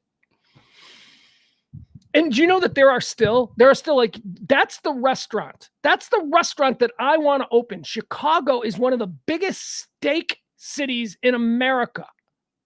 Steakhouse is lousy in Chicago, everywhere. And by lousy, I mean really good steak. Like 5-star steakhouses everywhere all over Chicago. It's a thing. Why don't we have beef barbecue? All the barbecue is pork ribs. All the barbecue is St. Louis style, Memphis Pit style. Telling you, open a restaurant in Chicago that serves these people some beef ribs, and they get the. First of all, that was my mistake. I tried my first time in Texas. I wanted beef ribs, so I ordered a slab. Because I was used to pigs. I thought, yeah, I mean, I'm thinking in my head as I'm looking it on the menu, I'm like, yeah, maybe I'll get a half slab or a full slab. No, you know what? It's my first time. I'm going to get a full slab. So I'm like, I'm going to get a full slab of these ribs. And then somebody at the table pointed out to me, what? What do you mean a slab? I go, the full rib cage, like you get with a pig. They just bring you the whole pig's rib cage, and you're just like, yeah, that's a slab of ribs, and you eat those. It's delicious. Yeah, they ain't bringing an entire cow's rib cage out to the dinner. It's the size of a garage door or whatever, a car door to be sure. So yeah, that's what I learned. Like you only get a couple of them, but they're like giant steaks on handles. They're amazing. I think that restaurant could crush in the Chicago area. There is nowhere to get beef ribs. Nowhere. They don't exist. I looked. I was there for 7 years. I'm like, man, I would love some beef ribs. Can't get them. There was one place, some weird place that did like buffalo beef ribs, but they were like absurdly expensive. And I'm like, it's not the same thing. I don't think this dude's from Texas. And they're like, no, he's from West Africa. I'm like, I don't want West African buffalo ribs. No, it's not going to be the same thing. All right, box office. Big weekend for box office, although I don't know anything about it, and I don't know anything about movies anymore. Now when I go to them, I go to the movies like twice a year. Whenever my kid's like, I want to see this movie. If my kid really wants to see something, we'll go to the movies. We did that over the weekend. But this is the only place where I see the new movies. Walking through a movie theater and looking at the posters outside of each theater. Because I don't see coming attractions anymore. I don't watch commercials. I skip through things on social media. If there's a really good movie that applies or appeals to my specific set of interests, then I'll have already known about it through other channels. I'm looking, I'm like, oh, there's a Ferrari movie coming out. I'm like, oh, look, a movie about the Von Erichs. Oh, look, here's another movie. So anyway, what was the big win? Thanksgiving box office. Hunger Games pulls ahead of Disney's Wish. Napoleon, however, is outpacing projections at the box office. So apparently there's a Hunger Games movie that is like, I guess the big movie. That's not what we went to the movies for. Me and my boy, we went to the movies on Saturday night we saw Napoleon, Ridley Scott's new epic Napoleon starring Joaquin Phoenix. Now this was like a no-brainer, like, because typically, and it came as a very nice surprise to me, because typically my kid likes dumbass movies. Dad, let's go to the movies. I'll take you to the movies. What do you want me to take you to see? Fast and the Furious 30? I'm like, no, I ain't doing that. Why not? Because I ain't wasting 2 hours of my life. I got to watch all 29. I've never seen a Fast and so that he always wants dumb movies. This weekend he goes, Dad, I want to go to a movie. I go, all right. What do you want to see? And he goes, Napoleon. And I go, damn, son. I go, I want to see Napoleon too. So we made a date. We went out. We had a nice dinner. Spent the whole day. We had to. It was 5:40. 5:40 on Saturday night. We decided to go see Napoleon. 5:40 was chosen because we were out running around. We were doing stuff, doing Christmassy stuff. We were out doing that, and then we went to see Napoleon at 5:40 because it's a 3-hour movie. And I was like, first of all, I can't watch a movie with him at home without him falling asleep in 45 minutes. So I'm like, we got to keep this as early as possible. So we go to see Napoleon. We loved it. We loved him. Both me and my son absolutely loved it. So quick review of Napoleon. Oh, cool. But I don't know, like, are you madly interested in history, and are you particularly interested in Napoleon? I am. I was always interested in Napoleon. Napoleon was a guy that I was fascinated by in high school. I've read a couple of biographies on him. He's a wildly charismatic and interesting dude, a one-off in history, certainly a one-off as far as rulers of Europe. And he was basically the ruler of Europe. But my son also loves history. And I was like, man, this is really 14 years old. You're going to handle this? This is a heavy movie with a lot of dialogue, a lot of history. He's like, I'm down. And he was. We loved it. We went to the Sinopolis. Do you know the Sinopolis theaters? I'll tell you, this is part of my review is going to be talking about the movie-going experience. I love the Sinopolis. Sinopolis is down there in Victory Plaza. It's attached to the American Airlines Center. And you can, and this is why we chose that place, because there was no Stars game and there was no Mavericks game. So if you're trying to go to a movie, if you're trying to make a movie on a night that there's a Mavericks game, yeah, forget about it. You don't go to the movie. So it was 5:40. There was no Mavs game, no Stars game. It was beautiful. It was rainy. It was cold. If you remember what Saturday was, it felt very wintry. Everything was decorated Christmassy as we're walking around. We went to the Dirk Nowitzki statue. By the way, the Dirk Nowitzki statue won super cool. I mean, really cool. Of all the statues that I have seen for pro athletes, the Dirk Nowitzki one is the coolest. Here's the other thing. It's a little bigger. The Dirk Nowitzki statue is a little bit bigger than the average statue. And I know Dirk is a little bit bigger, but compare it to the Jordan statue in Chicago, the Dirk Nowitzki statue is like twice as the size of the Jordan statue. At least it appeared to me that way. I was like, man, that's way bigger.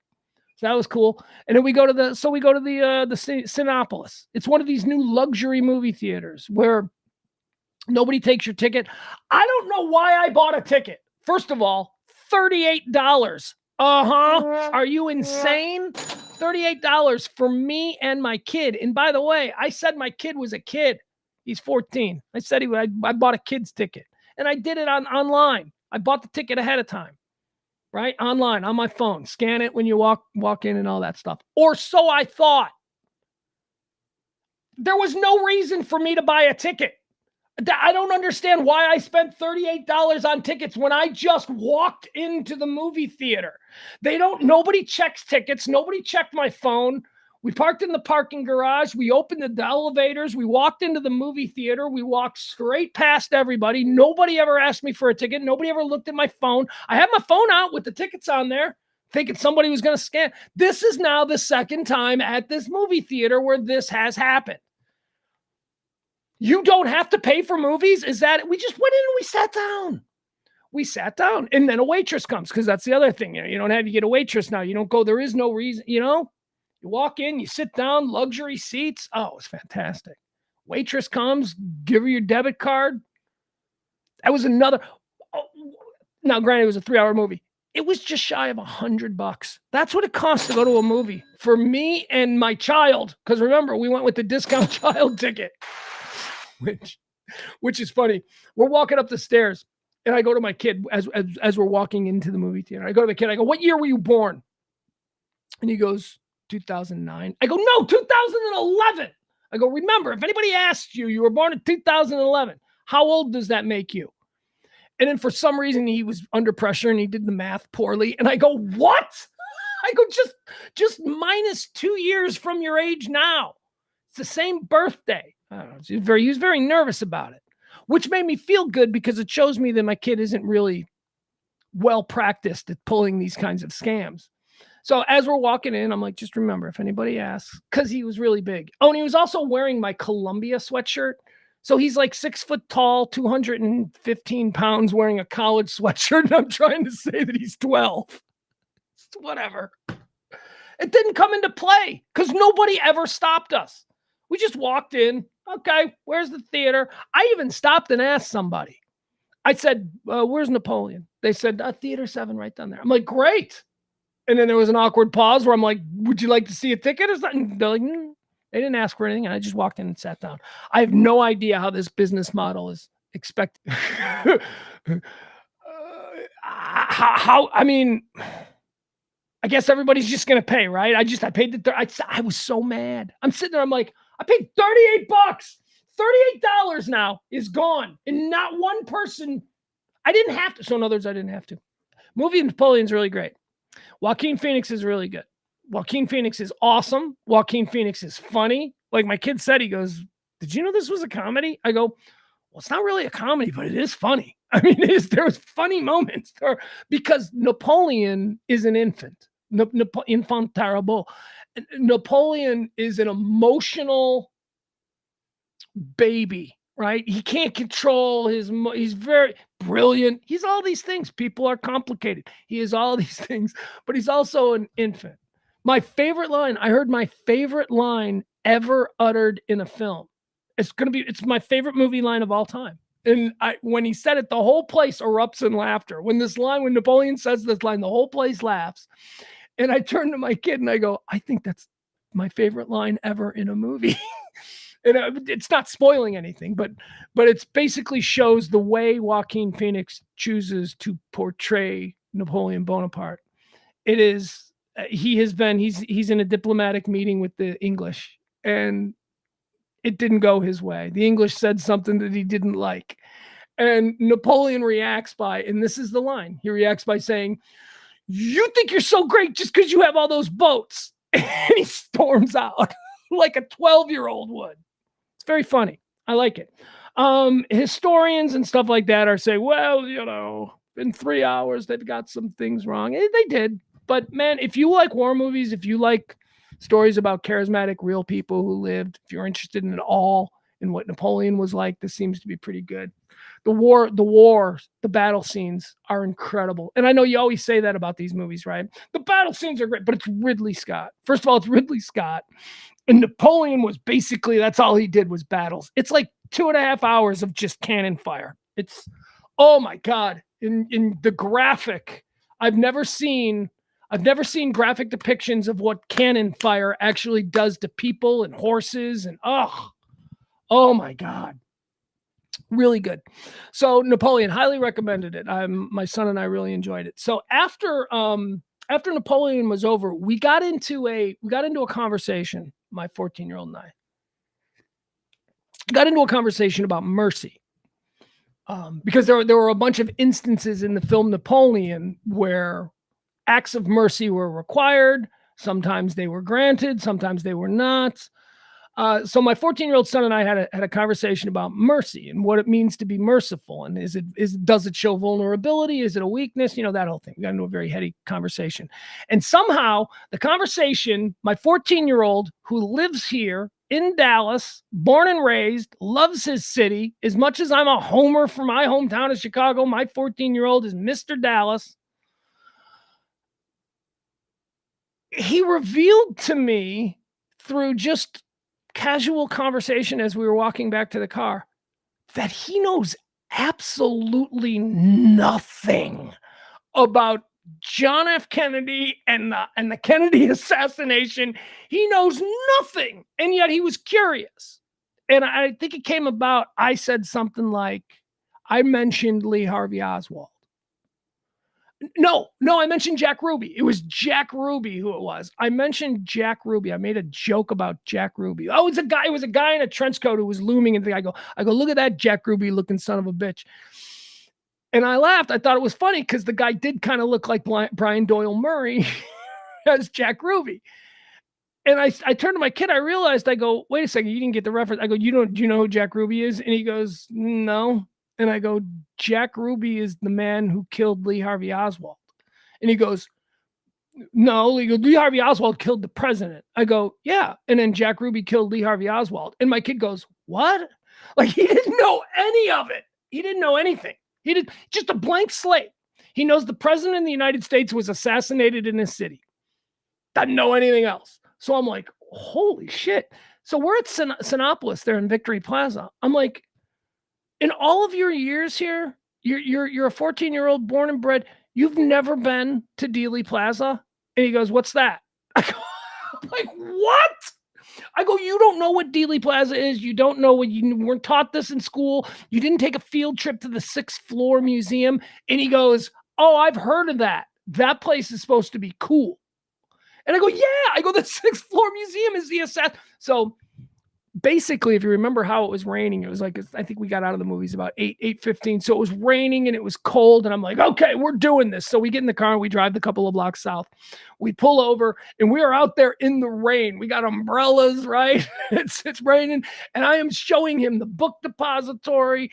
We walked, he stood on the X, that weird X in the middle of Houston Street there where Kennedy's kill shot was. And then we went to we just walked all over that part of in the rain. And it was such a wonderful father and son kind of thing, because usually when I'm trying to explain something to him, like, and this is why, he rolls his eyes and he just listens to his old man prattle on. But this was something where he was really engaged with. And he's like, okay. And he's counting the windows. He goes up 6 and he's like, can we go there? I'm like, yeah, okay. Next weekend, we're going to the 6th floor museum. We came home. He jumped into YouTube Kennedy assassination videos where now he's got all these theories. It's like, I didn't even know this was a thing. It was just fun. It was fun to see we all take that stuff for granted, right? We all know about the Kennedy assassination. Oh, all the nonsense crazy people have been saying for 60 years. We all take it for granted. We tune it out. But this 14-year-old had never heard any of it. And yesterday, he comes in. He was in the other room. And he comes in, and this is what he said to me, and I knew I had him. He comes in and he goes, Dad, you don't believe the Warren Commission, do you? And I go, no. He goes, how could anyone have believed the Warren Commission? I go, because nobody read it. Because Americans were just told that there was nothing to see here, and nobody opened up the Warren Commission and read it. They all just went, well, let's move on. I mean, the whole point of the Warren Commission in reading it is that if you read the Warren Commission and then see the conclusion they came to, you're like, wait, what did I just read? And that's the conclusion you came to? You just pointed out all of the things. Anyway. So yeah, I've created a little Kennedy assassination kid monster. I love it. Is the X on Elm? Yeah. Is that Elm that goes under runs right along? Probably. That's a little turned around. It was raining, like I said. Yeah, so that was fun. That was fun to sort of like have my kid finally get into something that his old man had some, me, I got some opinions on some stuff. Imagine being my kid. Imagine being trapped in you people choose to come and listen to this stream. So you people are choosing this. But imagine if you didn't want this in your life. And then you find yourself on a long car ride with me. And I'm controlling the radio and I've got the volume down and I'm like, let me tell you something about the Kennedy assassination. Imagine being my kid. And here we were. He was interested in it. So that was fun. What else did we get into? Get into something else. We had another moment. Oh, we had an amazing moment yesterday. We had an amazing moment. We officially kicked off the holiday season. You know what we did? We did yesterday afternoon, middle of the day. Actually, it wasn't middle of the day. We started watching at like 11:30 in the morning. We had a nice little breakfast, and then we were just laying around. We're like, what do you want to do? And guess what we put in? And we watched from beginning to end, and it was another beautiful father-son moment. It was Planes, Trains, and Automobiles time. Yeah, that's right. He watched it once when he was like 6 years old, and he saw it as he was scrolling around. He's like, oh, he goes, didn't we watch this a long time ago? I go, yeah. Like just him saying that, I start to get a tear, right? I'm like, yeah, like anticipating what he's going to say. And then he goes, huh? And he just puts it on. I'm like, all right, let's not ask any questions. Let's go with this. And I'm watching him. And I'm like, what are we doing?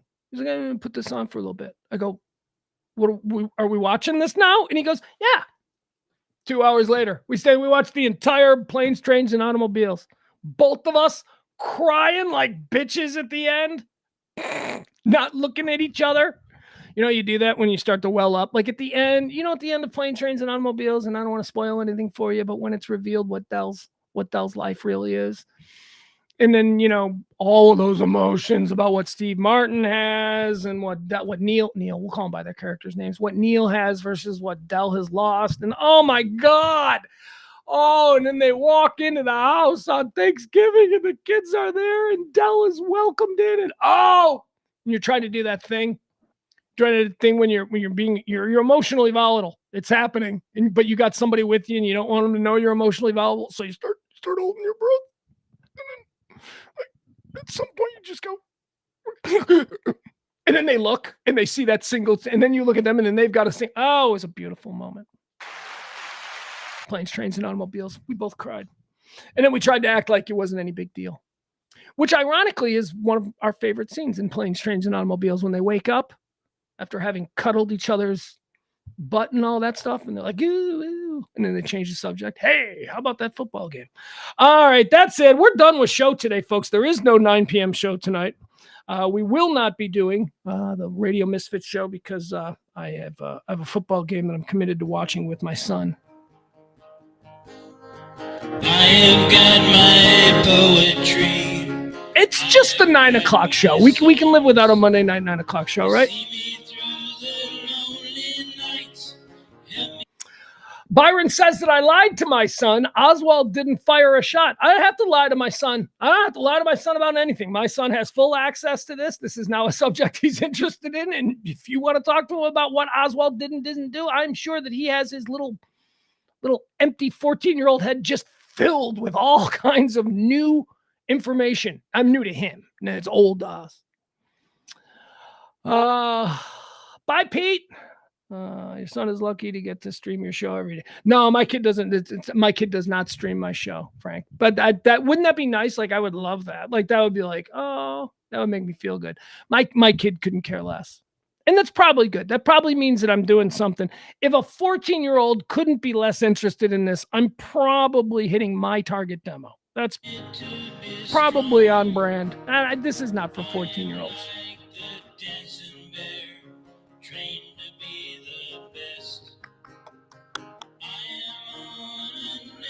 All right. I can smile a little now. Things are going good. Yeah. You're damn right, Frank. Monday Night Football tonight. Very it's just gonna be another. It's gonna be. Do you know that the Bears? What was this thing? The Bears in national games, their last 4 national games are like 4-0 or so. They've only won like 4 games in the last 5 years, but they win on national TV. And Justin Fields balls out. It started out against that big win against the Patriots 2 years ago, and then I don't know, earlier again this year they went. Anyway, the point is this. I expect Justin Fields to ball out tonight on Monday Night Football because he always looks good in front of national audiences. It's the 12 o'clock regional games where the Bears can't score 15 points. But tonight I expect I think the Bears are going to win tonight. I really do because here's my Justin Fields take. I don't know what we're going to do. We're going to have the Bears are going to have 2 of the top 5 picks. We're probably going to have number 1. We all know we want Marvin Harrison Jr., but it becomes like, do we take a quarterback? Do we take a flyer on Caleb Williams or Trevor May? Is that it? No, Trevor May. Isn't Trevor May in like Blue Oyster Cult or something? Anyway, May down there at North Carolina. I don't know why I don't have his first name. I'm not interested in any of these guys. I mean, I've seen enough of my quarterback to know that you can win a Super Bowl with that level of quarterback. These people who are waiting for, like, they won't be satisfied until we get a guaranteed next Dan Marino. We're not going to be satisfied until Peyton Manning walks. No, shut up. You can win. You just load a team of talented players around a non-traditional athlete type. I mean, come on. So I'm ready to roll and continue to build around this guy. And he's got to ball out for the next couple of weeks. And he will. He's balled out the last 3 games he's played. Balled out. Ridiculous. Aside from the game that he got hurt against Minnesota, I mean, he's had 3 incredibly good games. They've lost 2 of them, but, well, we can't all be Cowboy fans. Have a little bit of pity for those of us who are fans of other teams. Cowboys looking good. No, Frank, fuck Arch Manning. I love you, Frank, but don't start with this shit. I don't want Caleb Williams. Caleb Williams is a generational quarterback. Hey, asshole, Trevor Lawrence just came out 3 years ago. Aren't they in the same generation? What do you mean generational quarterback? How often are you going to say this? Caleb Williams shit his pants in the second half of this season. So, okay. We're just going to reset the quarterback clock so the team doesn't have to pay their quarterback for another 4 years. Since when do we give a shit about saving the team money? We've got 3 years invested in a quarterback who has flashed, whose ceiling is incredibly high, who has played on a team with subpar talent and an absolutely insane coaching staff. So go ahead, trade him. Let's do that. Let's take Caleb Williams and then let's trade Justin Fields. Hey, the way he's playing, he's a number one. He's a starter in Atlanta. We know that Atlanta wants him, his hometown. Atlanta's like, we'll take Justin Fields, and that's fine. I'm like at the point now where I'm ready. Fuck you, Bears. You don't deserve him. Let him go ball out for somebody else. Fucking Bears trying to turn Justin Fields into a fucking pocket passer.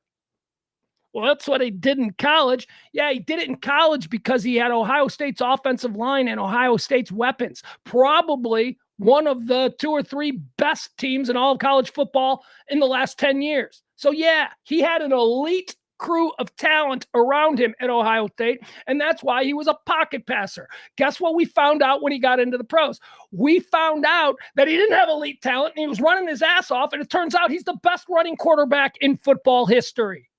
Yeah, I know I'm saying that. I'm being hyperbolic. But the fact of the matter is, we only know about the talent that he's got for running the ball and creating plays on the run because he has no talent around him and he's running for his life all the time. At Ohio State, yes, he was a different player because they had an amazing array of talent around him as it related to the talent they were playing against. Anyway, these are the things my son and I will be arguing about tonight.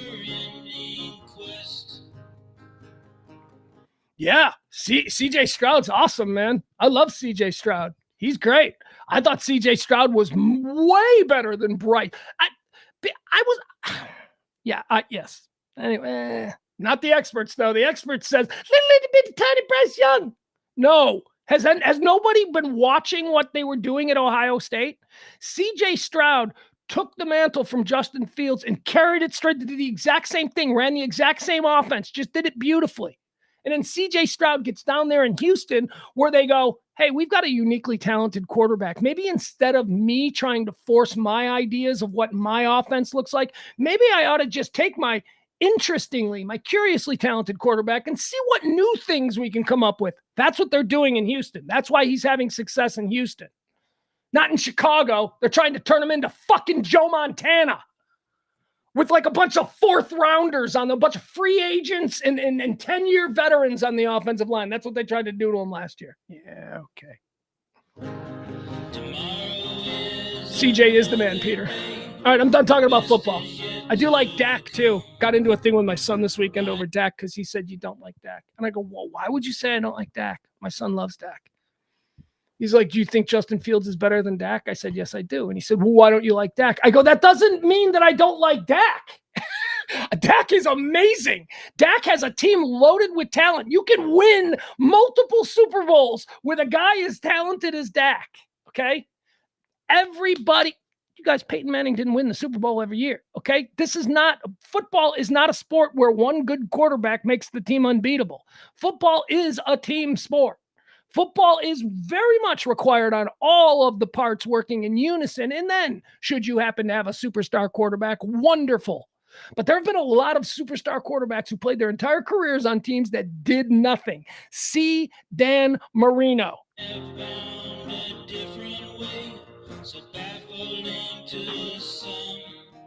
And then you got dudes like Trent Dilfer, Doug Williams, and I don't know, other dudes walking around quarterbacks with Super Bowl rings. See? Because you can win a Super Bowl without having to be Dan Marino.